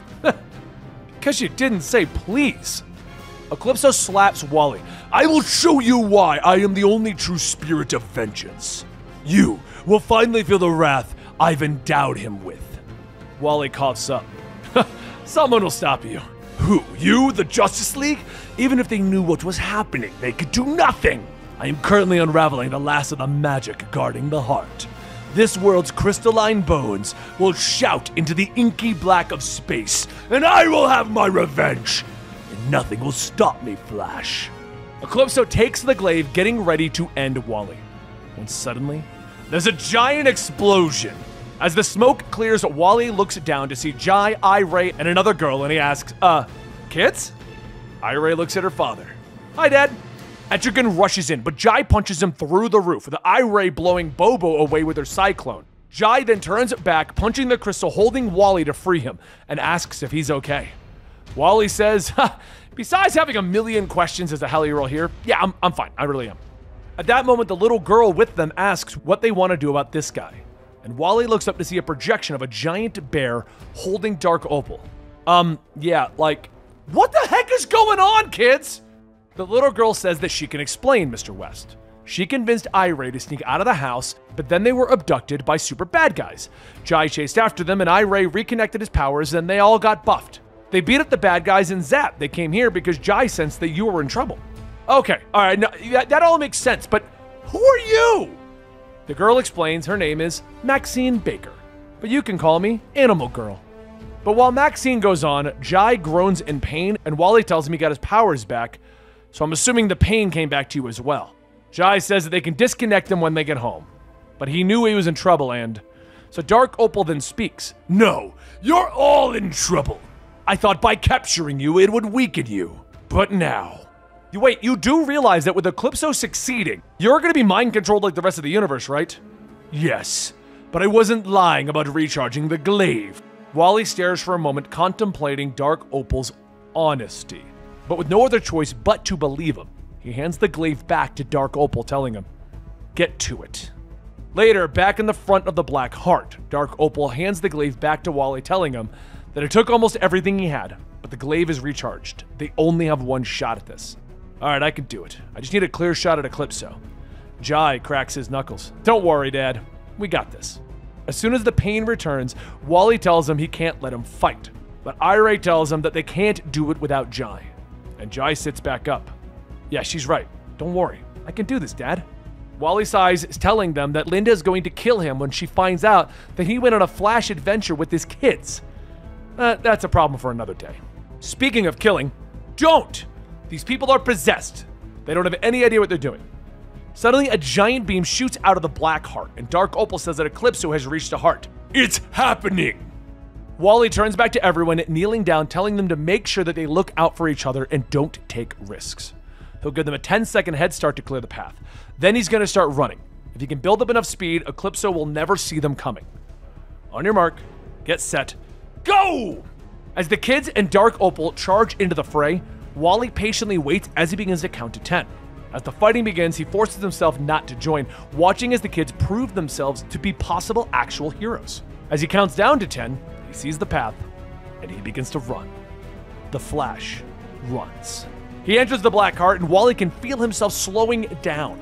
But then he decides to tap into the Speed Force to surge it through himself, breaking through the slowdown. He feels a sudden rush of energy, continuing to run down into the pit, only briefly stopping when he finds Eclipso getting ready to fully integrate and take control of the universe. Wally holds up the glaive, and he throws it, stabbing it directly into Eclipso's head, severing his connection to the Black Heart. He's then forced back into his prison, his influence on everyone beginning to fade, and Wally laughs. Haha! I hope it's cramped in there. And then a voice tells him that he is. Wally looks up asking if that's the Spectre? Spectre takes the glaive, and Wally tells him that he can have it. It's been nothing but trouble since it landed in the city. Spectre tells him that the angel who was to guard the weapon was attacked by the disciples of Eclipso. The angel then hurled it into the cosmos before they could get their hands on it, and it would seem that Providence guided it to him. He is pleased with you, Wally West. Wally asks, wait, pleased? Wait, he? As in, and Wally points up. Yes, him. Well, not to sound like a jerk, but we could have used some help. Why do you think Eclipso could not affect you, Wally? In any case, I must go. Return to your family. But Wally tells him, wait, can I ask you a favor? It's my son, Jai. The Speed Force is split between him and Iray, and he's in pain because of it. Is there a way to... I will remind you that you have an extra bit of energy that you could give to your son, if you choose. Wait, the Surge? Did he plan that too? It's all a part of his plan. Now go. Your family awaits. Later back outside, Dr. Fate says that it would appear that he was successful. Wally says that he has nothing else that he needs to do. He looks over at Jai and he tells him that he proved himself to be a real hero even without his powers. And now, since the Speed Force gave this to him, he will pass it on. He passes the Surge on to Jai, who sits back up telling him that the pain is gone. Yeah, that's the Surge. Hey, it's not a bad hero name either. We need to get you back before your mother ends up being worried sick. Meanwhile, back on Earth, Linda sits up in her bed trying to finish a bit of writing before going back to sleep. But after getting a bit stumped on her ending, she decides to get a snack and check on the kids, who both happen to not be in bed. She calls out to them as she checks around the house, but as she goes outside, she realizes that she ran out of the house with the speed of a speedster. She looks at herself, realizing what she just did. Oh, this isn't good. No, this isn't good at all. The commander of the fraction stares into the void. One of the bridge crew members looks at him. We've reached the desired tributary. Egress initiated. The crewman says, and the commander nods. Begin descent. The fraction has arrived on Earth. Friends and family have gathered together for some much-needed downtime at the home of Wally West. Everyone is enjoying the barbecue when they look up into the sky, shocked, as the massive ship descends upon Central City. Over in the desert, Max Mercury looks up at the setting sun, a smile on his face. "Well, old fella, it's time to see where the wind takes you," he says to himself before speeding off into a run. But before he can break through the speed force, he stops himself to see the massive ship. In the city, Jesse Quick is fighting off a monster alongside our man. The monster is defeated, and the citizens are now looking up into the sky with fear. Kid Flash and Impulse, meanwhile, are stopping a robbery, arguing over who will get credit for the bust, but they stop as they see the ship descending upon the city. At a dinner date, Barry Allen is suddenly caught off guard, asking Iris to repeat herself. "Don't play flustered scientist with me, Barry. You heard me. I want to know where this is going, our relationship," she tells him, and Iris explains that she wants a family someday, and slides a ring box across the table. "So, Barry, what do you say? Want to spend the rest of your life with me?" she asks, but before Barry can answer, everything seems to freeze. Iris isn't moving, and the drinks have stopped pouring, and a fly is suspended in midair. Barry looks out the window just as a massive ship makes an impact into the city, a wave of destruction crashing over the seemingly frozen city. Barry moves fast, grabbing a hold of Iris as the destruction is reaching them. Across the city, the rest of the Flash family continues at super speed, everyone else frozen in time. Aboard the fractioned ship, the commander turns to his crew. "Deploy the wall," he orders. Massive metal arms falling from the ship, crushing more of the city that isn't already in ruins. The blades connect, creating a massive wall around the towering vessel. The commander nods in satisfaction. "Begin the culling," he orders. Back over at the restaurant, Barry pulls himself out of the rubble. "Iris!" he screams as he begins to dig through that destruction, and it doesn't take long, but he manages to pull her free. He cradles her broken body before he lets out a scream. "No!" Back over at Wally's home, he struggles to his feet, Linda nearby. "I'm okay," he tells her, looking at the debris and destruction that is reaching them. "What just happened?" he asks as he looks around at their friends and family who are frozen in time. "Something hit like a meteor, but Wally, before it hit, it felt like someone switched my powers on, and I can't seem to turn them off," Linda tells him. Wally looks to what his son seems to have done to save them. "I think he must have used the tree as a shield before the wave hit. He saved our lives," Wally tells his daughter. At the spire, the walls have begun to open up to allow tanks to move out into the destruction of the city. Kid Flash and Impulse stand nearby. "That's a big wall, a very big wall," Impulse notes, and he looks to Kid Flash. "We should go find out what's on the other side." But Kid Flash shakes his head and points out that they should find out why they can't slow down, why they're moving at top speed all the time. "Besides, I've already started running into it, and whatever it's made of, it seems to be frictionless," Wally says, and Impulse tries to vibrate through the wall but merely slams into it. Suddenly the wall begins to open and the two teens are shocked, so they begin to run, and in a blur of motion they're suddenly behind a nearby wall. "Get down!" Jay Garrick hisses at them. The trio watch as tanks begin to rumble out over the massive spire.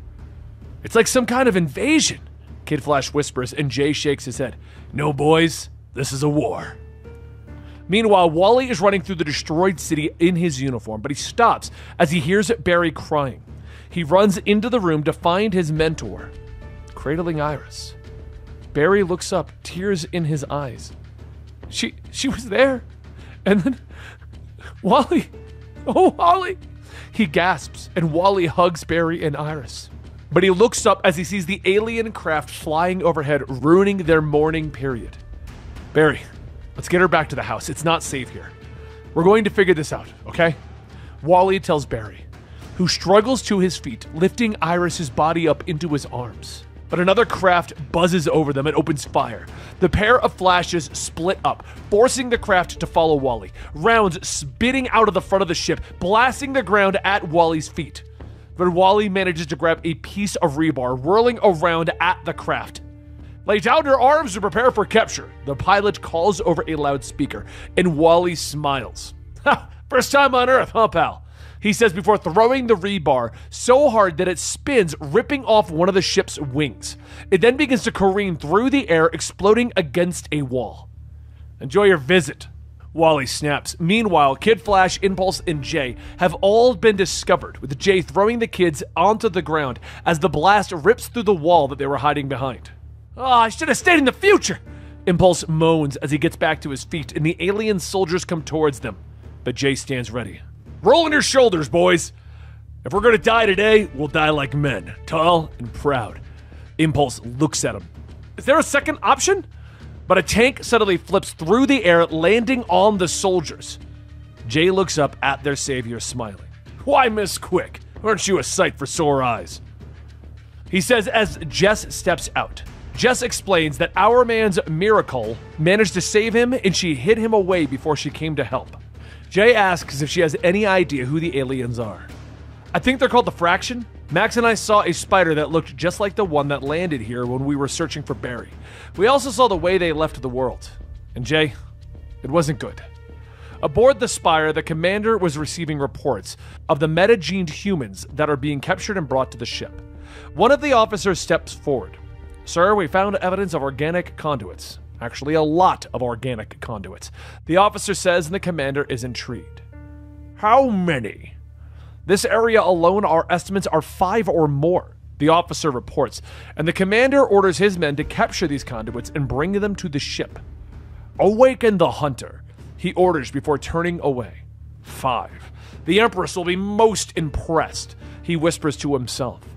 Outside of the city, one of the Fraction scouts are reporting that something is chasing him. He looks back in fear, but suddenly finds Max Mercury running alongside him. Max grabs the scout, ripping him off his bike, demanding to know what is going on. The Fraction is forever! The scout snaps before hitting a button that electrocutes him to death. So, not much for conversation, Max observes before turning and running back towards the city in the distance. He arrives quickly at Wally's home, where the rest of the Flash family and survivors have gathered. Everyone quickly greets each other and they share stories about what happened to them. But everyone quickly becomes quiet as Barry and Wally return with the body of Iris. As Barry carries her inside, Jay steps forward. Let me take care of her. You've carried her for too long, he offers, but Barry shakes his head. Not long enough. He says quietly, going into the house. Meanwhile, aboard the Spire, the hunter has been released from her prison. She steps out, her hunting hounds pulling at their chains. Come, Miss Murder. The Fraction needs you. Her keeper shouts. At Wally's house, Barry sits by the bedside, still holding Iris's hand. Wally puts his hand onto Barry's shoulder.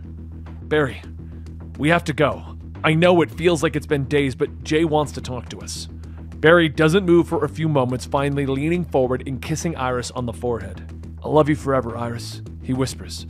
The pair head into the kitchen for Jay's war council. He explains to them that they have been doing recon and figured out that the ship destroyed a huge portion of Central City and Keystone on impact. Since then, the aliens have been moving aircrafts, tanks, and soldiers into the city.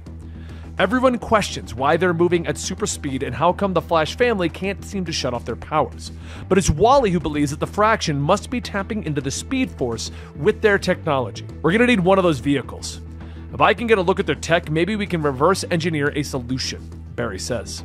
It's Linda who steps forward, reminding everyone that they need a secure base for the kids and those who are frozen in time. So Wally nods. I know just the place. While everyone is putting their plans into motion, Impulse dashes off. Kid Flash managing to catch up to him, questioning where he's going. Don't worry about it. If Barry needs a car, I'll get him a car. Kid Flash shakes his head and rushes after him. Aboard the Spire, the commander isn't happy that his elite soldiers can't seem to find the conduits. Where's Miss Murder? The commander demands. She's hunting in the eastern part of the city. She has yet to fail us, one of the soldiers reports. The commander nods and orders the culling to continue. And as the darkness falls, Kid Flash and Impulse are hiding in the ruins, watching as a Fraction tank hovers by. All right, what's the plan? Impulse smiles at him. You do understand why they call me Impulse, right? He zips forward, hiding in the tank. Kid Flash sighs, following after the boy. Unknown to them, Miss Murder is close by, her hounds having already picked up the teen's scent. Meanwhile, Wally has led the rest of the family to the Mr. Terrific lab, where he believes that they will be safe, as they begin to move everyone inside. And Max looks around. Hey, where's Bart? He asks, and Linda notices that Wallace isn't there either. Oh, Argle Bargle. The tank that the two boys are hiding in has returned to the spire, so the boys sneak out and discover that they're inside of the Fraction ship. They begin to sneak through the tunnels until they find a strange glowing conduit.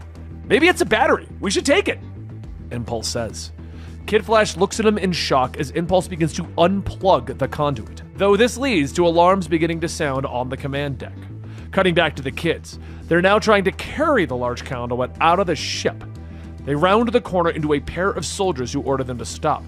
"See? I told you this wouldn't work!" Kid Flash shouts, and Impulse merely smiles. "Ye have little faith! We just have to use this as a shield and ram them!" He shouts as the pair rush forward, knocking the soldiers onto their backs, but they look up to realize that they've now broken the conduit. "Great! You broke it! Now they know we're here. Can we get going already?" Impulse sighs, looking down. "Hey, yeah, sure, but is there someone in the cylinder?" They manage to open up the conduit and discover a young boy inside. "Okay, this place is getting weirder and weirder," Impulse says as they help the boy out of the battery. But they both look up to see Miss Murder and her hounds at the end of the hall. Who's that?" The young battery boy begins to become awake, and he looks up in horror. "Her name is Miss Murder! Run!" he gasps, and they turn to run but find the hounds have circled around them. The young boy tells them that Miss Murder hunts by reading their thoughts. "Thoughts? That's perfect! All we have to do is not think! Easy! Follow me!" Impulse shouts, and the trio begins to run, with Impulse leading them by acting on impulse.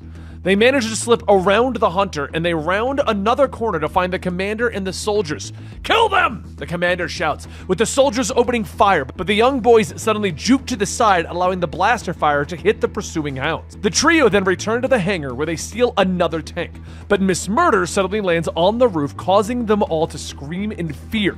Impulse reaches out for the controls, and the tank comes to life, reacting to his speed force. As the tank careens through the hangar and out the exit, Miss Murder is suddenly knocked free, with the commander arriving in time to shout for his soldiers to pursue the tank. It's a little bit later that Impulse brings the tank to a screeching halt outside of the house, in front of Wally and Max. "One vehicle as requested," Impulse says with a smile. While the adults aren't happy with the risk the boys took, they are proud of them for saving the conduit and bringing them the vehicle. Wally walks around the back, opening up the tank's doors. Any idea what's in here? But they all stop and stare in shock, because inside of the back of the tank is a collection of frozen superhumans. Wally just looks at Superman. Okay, I was not expecting that. A little bit of time passes after Wally discovered Superman was one of the metahumans being used as a battery, and the group of frozen metahumans are now moved inside of the Flash family household. Wally and Barry stand before the frozen Superman, who's actually trying to move very slowly. Superman is trying to say. Impulse looks at the Man of Steel. "Is this gonna take all day?" he asks, and Barry nods. I'm sure with enough time, Superman might be able to catch up, but right now it must look all like a blur to him. The trio return to the others, where the young conduit explains that he was a corrections officer that was jumping through dimensions when he was captured by the Fraction and turned into a living battery to power their ship. He explains that the Fraction's technology allows them to tap into the Speed Force, and it is in everything from their armor to their vehicles. "But I've noticed that we're still going a little faster than them," Jay points out. The others nod, and Barry believes that the Spire must act as an antenna to allow them to channel the Speed Force through their tech. Wally nods, looking around. "If we can get that wall open, I can get to the Spire before they do something about it," he says, and everyone breaks up to prepare for the plan. With Wally leading Barry, Kid Flash, and Impulse into the garage, he shows them his old muscle car. "Okay, run that past me again," Barry says to Wally, and Wally tells him that if they put one of the Fraction engines into this car, he might be able to drive it into the Spire. If these things work the way you're thinking, an organic conduit should be able to speed it up so that it becomes a moving bomb, Wally says, and Barry nods, believing that the engine could create a friction barrier that could protect Wally from the bomb. After a bit more discussion of the plan and the possible pitfalls, Barry looks at the two young speedsters. "All right, boys, let's get to work." We have a montage of preparation, and when it's all done, Jay asks if they're ready. Ray comes in wearing her costume, wondering when she gets to join the fight, but Wally tells his daughter that she has to stay behind and protect the frozen heroes. She starts to argue, but Jesse Quick steps up to the young girl.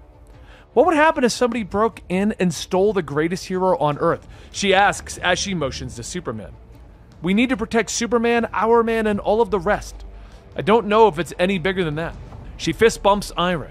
Flash girls forever, they both say with a smile. Jay reminds them all that if something goes wrong, they can all cut their losses and return to the base. But Barry shakes his head. No, we're gonna finish this today, no matter what, he says harshly. He walks into the next room with Wally following him, and Barry admits to Wally that Iris asked him to marry her at the last moment. But he reaches into his pocket and pulls out a ring, revealing that he was going to ask her himself. Wally pulls Barry into a hug. Barry, we're gonna make them pay, you hear me? You and me. We're gonna make sure these people never do this again. He promises. So a short time later, the battle for our future has begun. The speedsters are attacking the wall, drawing the Fraction's attention, and Barry wields one of the Fraction's cannons, shooting at their aircraft and getting their attention. Showtime, Wally, he says over the radio, and Wally nods, revving the muscle car's new Speed Force engine. He begins to roar towards the city at super speed. The rest of the speedsters are trying to keep the wall open for Wally, but Jay is suddenly blasted from behind. The commander lifts Jay up, an energy weapon piercing the old speedster's back. You thought you had a chance, didn't you? Hiding in some hole making plans? Well, we found out, and Miss Murder is infiltrating your headquarters. Soon you'll be in my care, all for the glory of the Fraction. The commander gloats. Meanwhile, back at Mr. Terrific's base, Ira is trying to keep herself entertained, but she hears a strange noise coming out of the darkness. Hello? She calls out as she gets up to investigate, and a low growling emits from the shadows. Back with Jay, the commander leans over his shoulder. What was your plan? Open the section of the wall for what? A frontal assault? Jay looks up and smiles. Now that would just be stupid, he gasps. Elsewhere, Jess and Linda have held open a second portion of the wall, allowing Wally to blaze through with his Speed Force car. But the commander calls back to the command desk, ordering them to use the emitter on Wally's car and overpower him. A blast of Speed Force energy fires out of the top of the spire, hitting Wally in his car.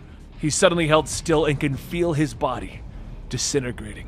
I can't phase! I'm not like this! He gasps before disappearing. The commander laughs as he drops Jay to the ground. That's the problem with heroes. You put your heart into everything, thinking that if you just try hard enough, it's going to be okay. Back with Ira, she stands her ground, guarding the frozen heroes.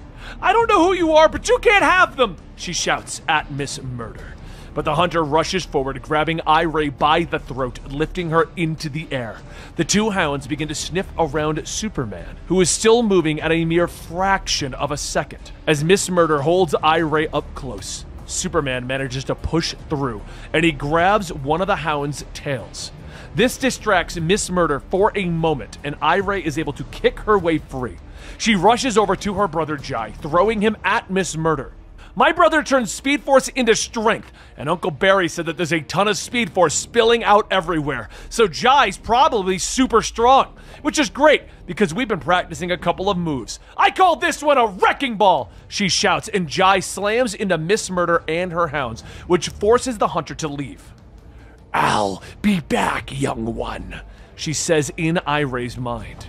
I can't wait! The young speedster shouts, turning back to Superman, who has managed to look at her. Thanks for the assist. I guess you're still pretty great, she tells the Man of Steel. Now it's time to save the day, she says to herself. Back over at the Spire, the Flash family has now all been captured, but the ground begins to rumble around them, and the commander looks up in shock. Is that thunder? He wonders, and Jay smiles as he turns his head. No. That's my granddaughter. Ira is rushing forward, using her Speed Force powers to carry the super strong frozen Jai behind her. It's like your comic said, Jai. No one can determine my destiny but me. I am a hero, and there's nothing in this world that can stand in my way, she shouts, using her powers to fling Jai around the clearing, knocking the Fraction forces away with her brother's body. She screeches to a stop before everyone. I figured out my superhero name. Call me Thunderheart. Come on. Let's go wham on some bad guys, she says to the other. Cool! Kid Flash and Impulse shout together as Max knocks one of the soldiers away and orders the kids to follow him. Elsewhere, Jess and Linda are shoved onto the Fraction's tanks, but after the doors close, the driver turns back to them, pulling off his helmet to reveal the young conduit. Just sit back and relax. I'll take it from here, he tells the ladies with a smile. The rest of the Flash family continue to fight their way to Barry, as Barry begins to take a moment to tell Iray what happened. She then notices that the Fractions are dragging Jay back inside of the wall. Poppy! She shouts in anger, rushing forward, but the wall begins to close. Iray tries to throw Jai at them, but he bounces off the closed wall, and the rest of the speedsters turn as the tank rumbles towards them. But it comes to a stop, and the doors slide open to reveal Jess and the others. Get in before they come back with reinforcements, Jess shouts. So Linda gets in, rushing to Iray, who's pounding on the wall. Let me in! I'm gonna tear it down, I swear! She shouts, tears spilling out of her eyes. Linda rushes forward, pulling her daughter into a hug, as they both cry. And finally, Linda looks up to see Jai still bouncing into the wall. Is that your brother? She whispers in surprise. Later, inside of the spire, the commander hits Jay again, forcing the old speedster to sag in his bonds. Tell me where your headquarters is, and the pain will stop, the commander tells him, but Jay smiles. Pain? Pal, this is nothing compared to the last time I was captured. They hit me so hard my molars came out. You're a lightweight. The commander smacks him again, but is quickly informed that Miss Murder has returned and knows the secret base of the speedsters.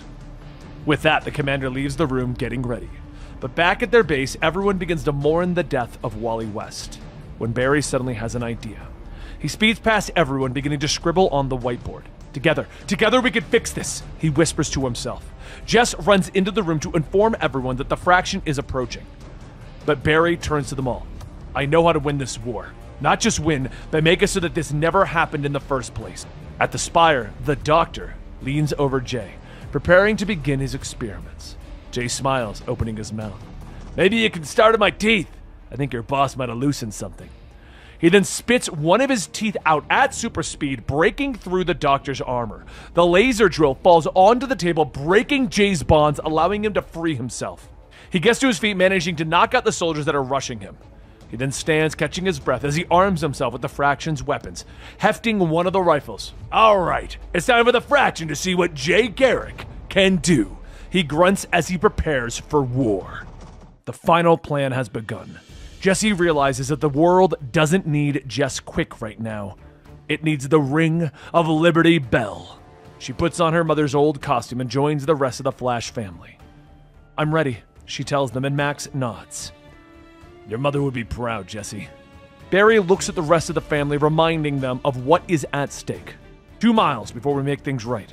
All we have to do is stick together. It's time to end this once and for all, he says as they all look at the spire in the distance. Inside the Fraction Fortress, Admiral Thau is brought into the view screen. His generals point out that the Flash family is gathering. Ready the forces, but hold. We'll let them make the first move, he orders, pondering what the family could possibly be planning. It was earlier that Barry gathered everyone together, jotting down his plan of attack. He explains that the spire acts as a giant antenna that channels the Speed Force to all of the Fraction forces who are armed with artificial conduits. That if the entire family taps into the Speed Force and channels it back to the antenna, it should overload all of the artificial conduits and send them all back in time, before all of this even happened. But back in the current day, the Flash family takes off on their run, lightning cracking behind them as they rush towards the spiral. Gathering together, they've created a Speed Force shield that allows them to shrug off the laser blast from the Fraction flyers. As they get closer to the wall, Barry looks at Jessie. You're up, Liberty Bell, he shouts, and she nods, pulling forward, uttering the Speed Force equation that allows her to channel it into super strength. She lashes out at the wall, punching a hole through it. Back in the past, when they were all hearing the plan, they were all happy about it. And that's when Iray jumped up and down that she was going to get her dad back. But Linda looks at Barry and knows that something isn't right. Back in the battle, the family has now bursted through the wall, with Admiral Vell ordering the antenna to fire upon them like it did Wally.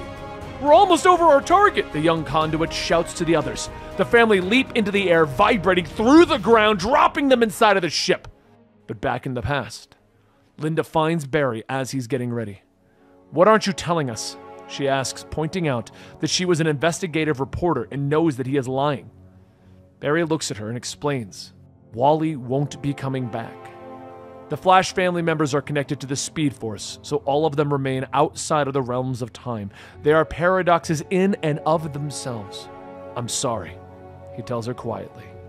The two hug and they mourn before they're interrupted by Iray. Mom, are you okay? She asks, and Linda smiles at her daughter, leading her out of the room. Yes, honey. These are happy tears. Come on, let's go find a good hiding spot for Jai while we go save your father, she tells her. Meanwhile, during all of this, inside of the Spire, Jay Garrick was captured and has freed himself and has taken the guns and weapons of the Fraction. He's now sneaking through the vents armed with a big alien blaster, and he drops down into the corridor facing two soldiers. Hey, boys, he says with a smile before raising the weapon and firing it, dropping them both. Hope I'm not too late to the party, he says to himself as he keeps moving. The family themselves have dropped into the ship with the living conduit telling them that they need to go. Then let's go! Sooner we get there, sooner my dad is back! Iray shouts with glee, but the family is stopped by Admiral Vel and his generals. I'm afraid your father is not coming back, small one, but if you come with us, we can use you, give you purpose, Vel says with a smile. The others look to Barry for what to do next, but he sees Jay moving in the shadows behind the Fraction. Barry glares at Vel, telling him that they have another option. Fight! He snaps, and Jay leaps out of the shadows, opening fire, allowing Barry to rush forward, slamming into Admiral Vel. Flash family forward! He shouts, and the rest of the family join in the fight, with Iray having fun by kicking the Fraction in the groin. Barry knocks Vel to the ground and keeps hammering him with punches. You took everything from me! He shouts, but Vel catches his fist, throwing him back up to the surface. Not yet! He snarls, and Barry looks up as the Fraction crafts approach him. Vel leaps up, stalking towards him. There's no one left to save you. It's over. But somewhere, sometime, lost in the space and time continuum, Wally opens up his eyes to see a caveman and a dinosaur leaning over him. Huh? He gasps in surprise, turning as the gold beetle appears. It's okay! You're okay! She says, and Wally looks at her asking where is he. She smiles, motioning to the team of heroes behind her. Right where you're supposed to be! It's called the Time Point. We renamed it a while ago. Welcome to Planet Flash, she says with joy. She turns to the rest of the heroes, motioning to the gold bug vehicle behind them. Everyone into the gold bug, and don't forget to grab your artificial conduit vests. After this, I promise to return you to whatever time you want, she says as she helps Wally to his feet, explaining that he isn't dead, that he was just supercharged with Speed Force energy. And I melted, Wally tells her. She explains that the Speed Force actually dematerialized him as a defense mechanism and spit him outside of space and time to Planet Flash. It used to be called the Time Point, but when we started our team, you changed it to Planet Flash, she explains, and Wally is confused. He asks about the team of heroes, but Gold Beetle tells him that he asked her to gather a team and bring them here. And I am so very excited to explain this to you. She begins to explain that everybody who seemingly died in the Heroes in Crisis event, she went back and saved them right before they actually died. But before she could go in depth into what she actually did, Wally finally stops her. Wait, I'll have to hear this later. The Earth is being attacked, he tells her, and she nods, telling him that this is why the heroes have been gathered. The artificial conduit vests will allow each of them to help for 1 minute before they're slowed back down. She motions to the ship. Come on, it's gonna be fun, she shouts with joy. Back on Earth, Vel is gloating as the Flash family continues their battle, but Barry rushes forward, slamming into him with his fist, throwing him to the ground. He grabs a hold of his vest, ripping it off. Let's see how you do without your vest! He shouts, leaving Vel frozen on the ground. No way to move in speed time. Barry returns to the family, telling them to stick to the plan, though Jay points out that they're going to need a distraction to get past all of the Fraction forces. Up above them, the Gold Beetle appears and the heroes leap out. Let's kick some Kerfrits! Gold Beetle shouts with joy, and Barry orders the family to continue with the plan, but Iray is stopped by Miss Murder as she leaps down with her hounds. You're not going anywhere, little girl, she says in Iray's mind. Sorry, lady. Uncle Barry says I need to leave, Iray says to her defiantly. But Ugg leaps in the way of Miss Murder. He then turns, motioning to Iray. Ugg! He shouts, and Iray turns to leave. Thanks, Mr. Caveman, sir? she shouts, and Ugg turns, rushing at Miss Murder. As the battle continues, Wally and Gold Beetle leap into a tank to continue fighting, but all of the new heroes hit their 1-minute mark and freeze in time. Vel's generals are searching for him, and are shocked to find the Admiral can still move without his vest. Your harness is destroyed, but you're moving. That means you're an organic, the generals realize. They suddenly turn on Vel as he shouts at them that the Empress knew that he was an organic, but ordered him to keep it a secret, knowing that the Fraction would never accept him. The generals don't believe him and order the Fraction to turn on their leader. With a bellow of rage, Vel rushes into them, tapping into the Speed Force. Meanwhile, the Flash family has reached the base of the antenna. After a pep talk from Max Mercury, who believes that every member of the Flash family is supposed to be here at this exact moment, the family leap down and begin running. Let's do this together! Barry urges them all. But as Vel has defeated his generals and moves into the chamber, he realizes what the Flash family is trying to do. And he knows how to defeat them. But he doesn't get a chance. Hey, Sparky! Look out below.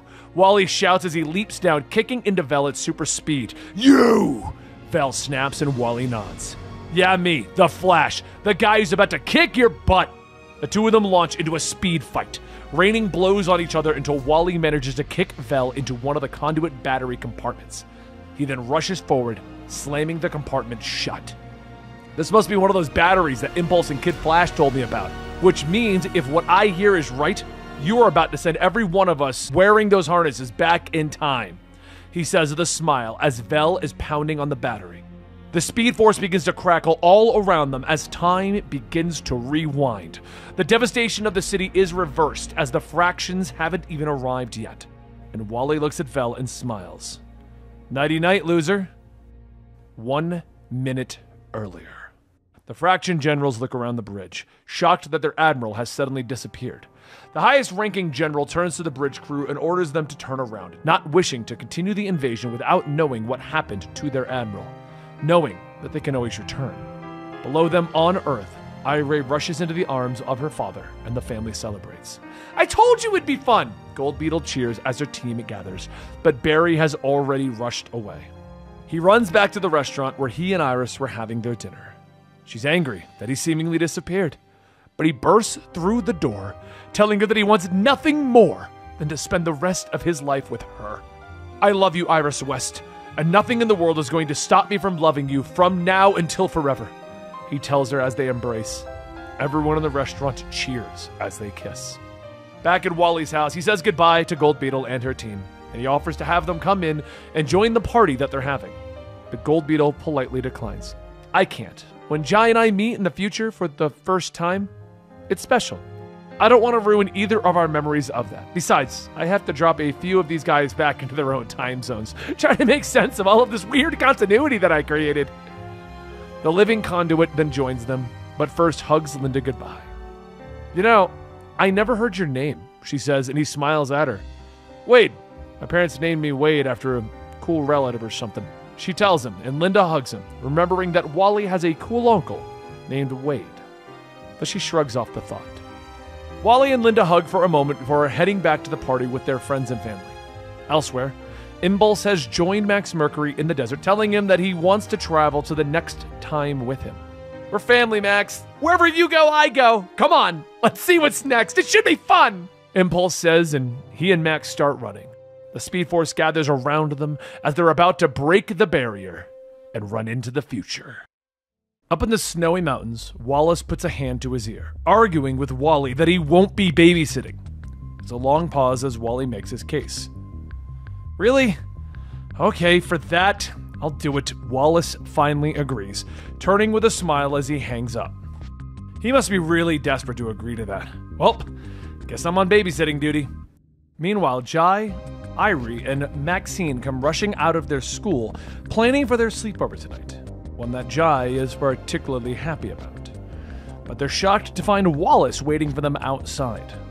Where's Mom and Dad? Irie asks as the kids run up to their Uncle Wallace. They wanted a date night, so I agreed to watch you for a few hours. Wallace explains what's going on, and the kids cheer about their night of pizza, ice cream, and patrolling. But Wallace looks at them in surprise. Patrol? No, there's no patrol. Wait, Maxine's coming over? He begins to question, and Jai smiles at his uncle. My dad totally hosed you on this one, didn't he? Wallace finally relents, turning away, telling the kids that they're off to get pizza, but he doesn't see them start to glow behind him. As he turns back, all 3 of the kids have disappeared into a purple light. "Oh, already? I am so in trouble," Wallace whispers. The kids are pulled through the portal, yelling as they feel their bodies trying to split. Finally, they're dumped onto the ground and they look around in surprise. "Hello, kids! It's been a while," Knives Maroney says as he steps out of the shadows, a hideous smile playing on his youthful face.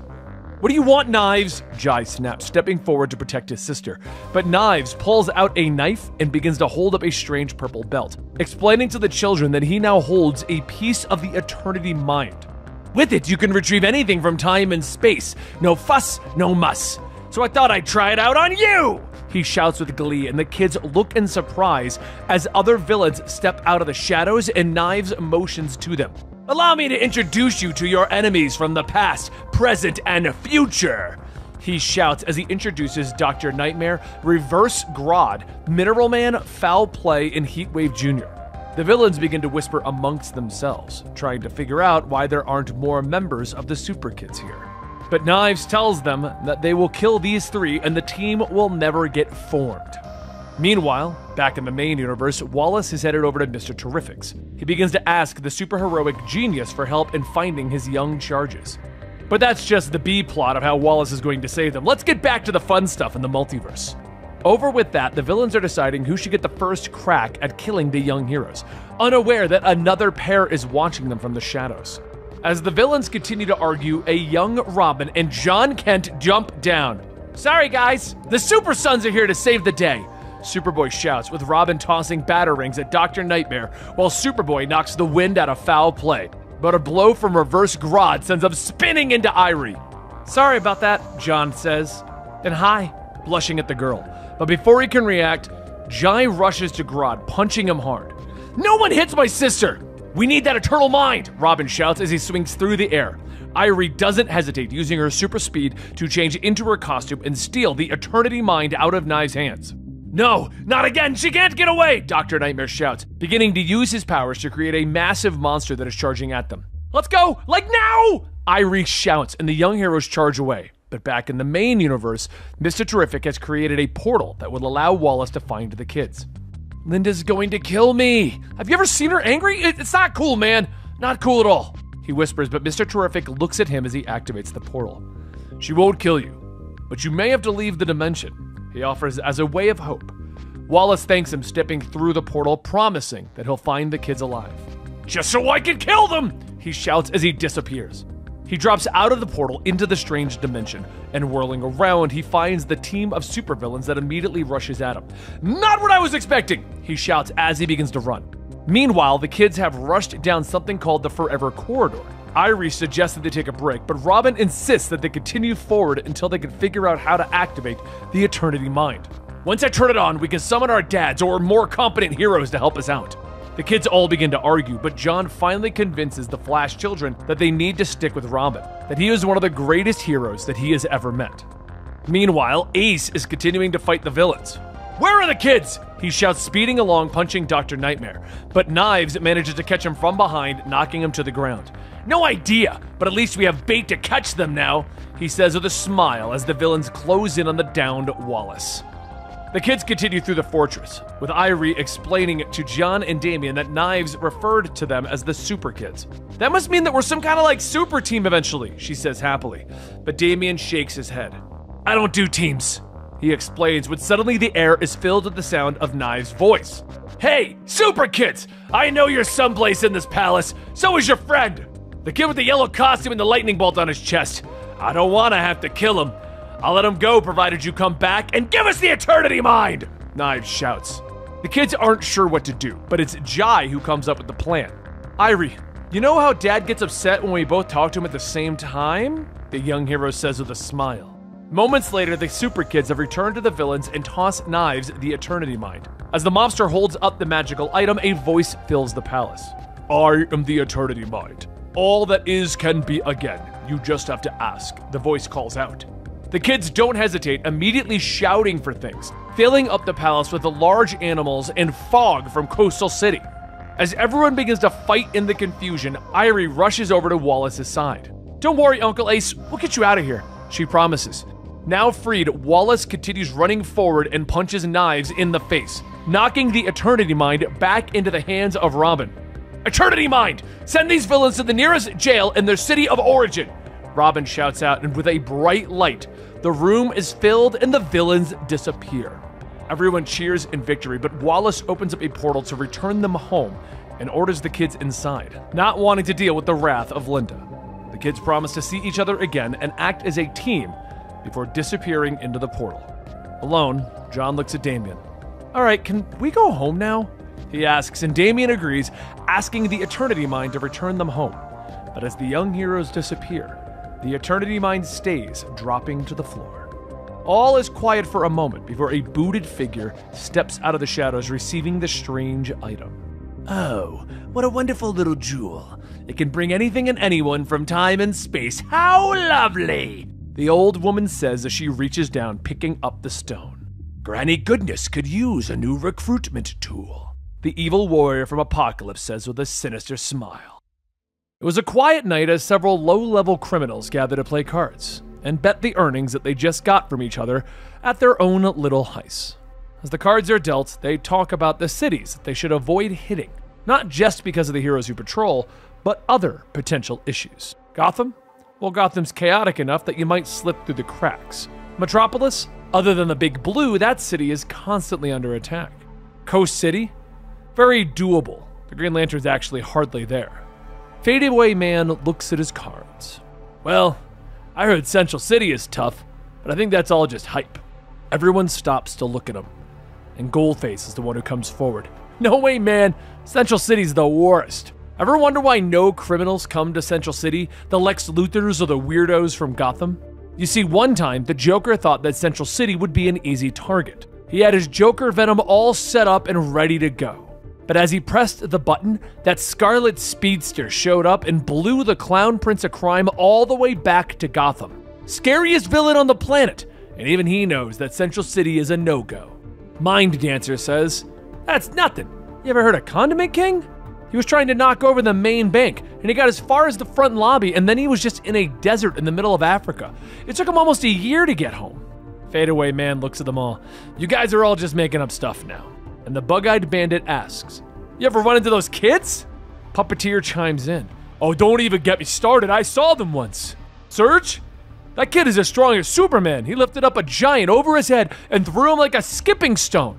And Thunderheart, the girl, she's all over the place. She'll hit you 90 times and then give you a wedgie because it makes her giggle."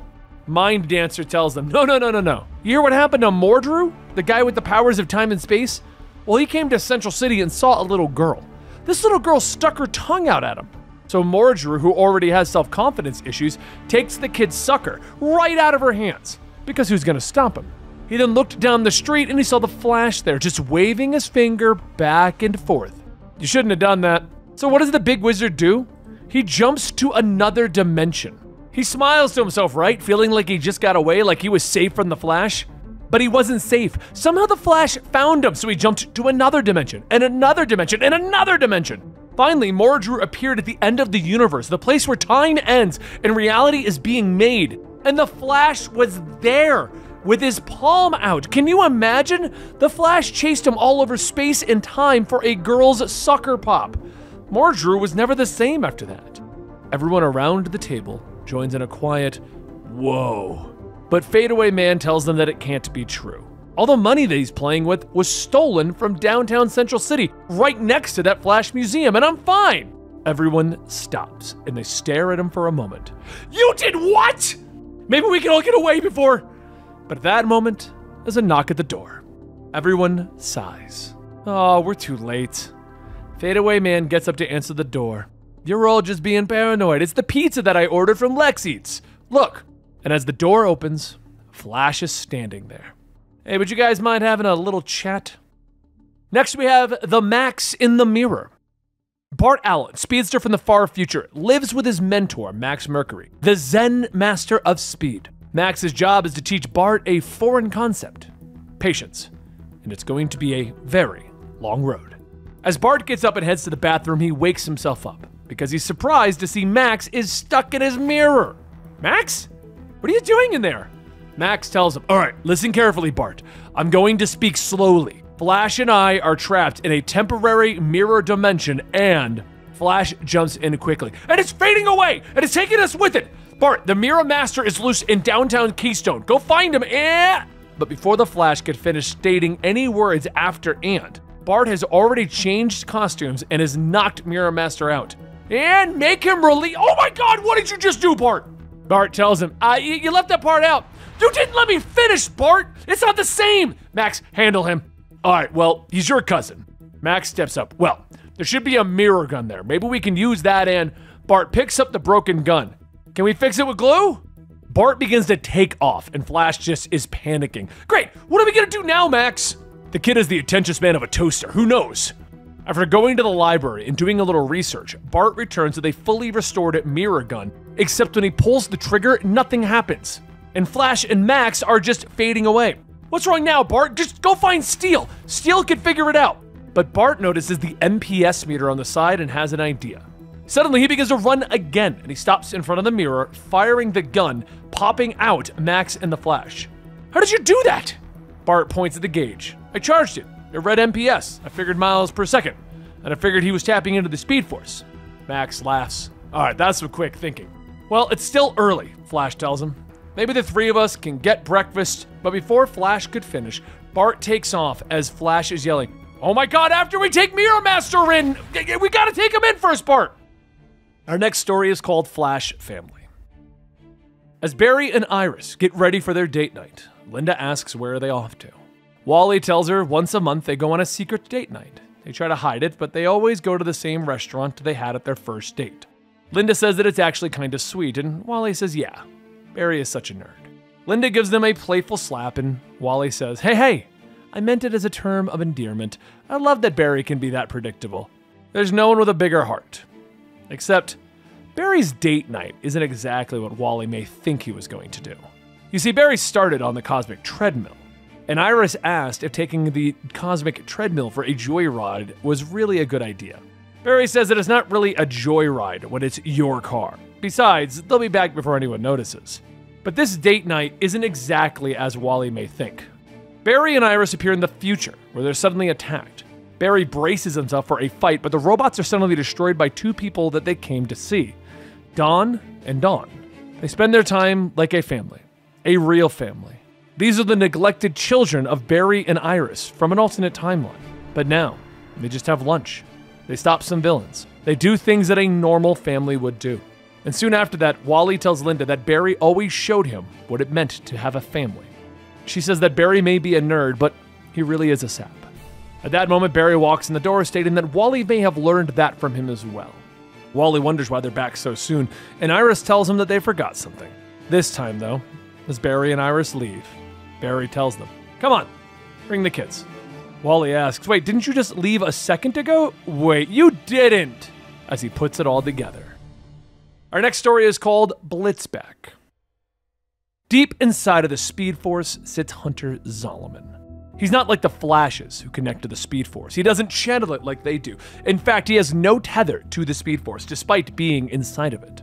He tried to use the Flash's cosmic treadmill to change his past. But the truth is, he's controlling how quickly and how slowly the timeline passes him by. He could stop it completely if he wanted. He thought about this long enough. He's Zoom, and it's time for him to leave the Speed Force. Most would call what he's experienced here torture. Being forced to watch your life flicker before your eyes. From the most tragic days to the seemingly mundane. He ignored many of them until they began to understand that even the simplest of interactions have shown him something, because it all adds up. After his accident, he became obsessed with becoming the catalyst to help Wally West become a better hero. When Wally's mentor, Barry Allen, revealed that it was Eobard Thawne who gave the clown the gun that killed his father-in-law, it first shook him. He was exonerated for the role he played that day, but not any other.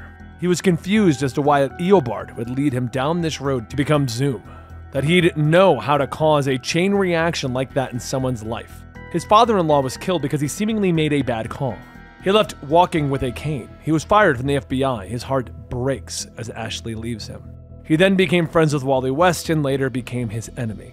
But now, paired with Barry's revelations about Fawn's role in his path, the Speed Force has given him clarity. The greater the villain, the greater the hero. If Eobard created him, he could become a hero. There was a loud, thunderous boom as the lightning strikes down, and as Hunter Zolomon stands up, a voice asks if he is all right, if he needs any help. He stands up smiling. Oh no, I'm here to help others.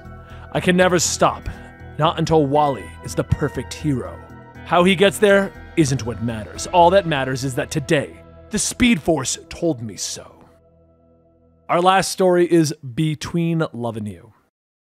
At a restaurant in Central City, Wally and his wife, Linda, sit down for a nice, peaceful, uninterrupted dinner. Wally notices Linda checking her watch 6 times since they sat down, and if he had to guess, she's counting the minutes until the inevitable. Sure, sometimes it's save the world stuff, but it's just as likely that it's an autograph or a waiter with an urgent note from Beast Boy, which is always not urgent, or maybe a clumsy cyclist, or... The point is not that these things happen, but that Linda hasn't noticed. Every blink, every glance at the watch, he's giving Linda the night that she deserves. But as Linda goes to wipe a tear from her eye about how happy she is, Wally knows that it'll take her about a half a second, and with that, he has plenty of time. 16 seconds ago, there was a disturbance in the Speed Force. Wally entered it and realized the hiccup that he felt was actually a trap. Someone wanted him to come thundering in. He tries to stabilize himself, but he's now out of sync with reality. But there's someone. He'd ask who, but they're too busy slicing away at his back, and the bad news, he's just as fast as him. But just then, as his blood evaporates, he figures it out. When he came barreling in, he bounced off a membrane and tore loose a spectrum of the Speed Force's energies, and it's all pointing to one person. Wally puts the pieces together and a mirror appears. An atomic mirror, a quantum barrier. Mirrors, huh? Sure brings a suspect to mind. Wally begins to focus his mind and body not on the pain, but how he's going to enter the mirror, and of course, it's head on. He blasts out of the Speed Force, severing the link that Evan McCulloch had, and seemingly put him into a lot of pain the way that he's yelling. Wally looks around. What is this? Linked? This tech you got is way beyond you, beyond anyone really. And that hiccup, did you cause it or exploit it? Either way, that's a question for another time. I need to deliver my least favorite Mirror Master to jail and make it back to Linda. Wally tries to keep his mind focused, but as he returns to the restaurant, he suddenly forgets about deceleration, and as the force of his speed catches up, knocking everyone and everything over, Linda stares at him. The world can wait, huh? She gets up to leave, and Wally asks if anyone else felt that earthquake. I'll tidy up. And there you guys go. I hope you enjoyed the return of Wally West. I really couldn't think of good clickbait or anything to do with it. I just really enjoyed this storyline. Wally hanging out with his kids, going on multiversal adventures, battling against the Justice League Dark, and even having a weird talk to the viewer kind of a thing. I know 1 Minute War is right in the middle of this, but that was a part of the run, so I had to kind of include that into this video so you get the full picture. I hope you guys enjoyed, and I'll see you next time right here.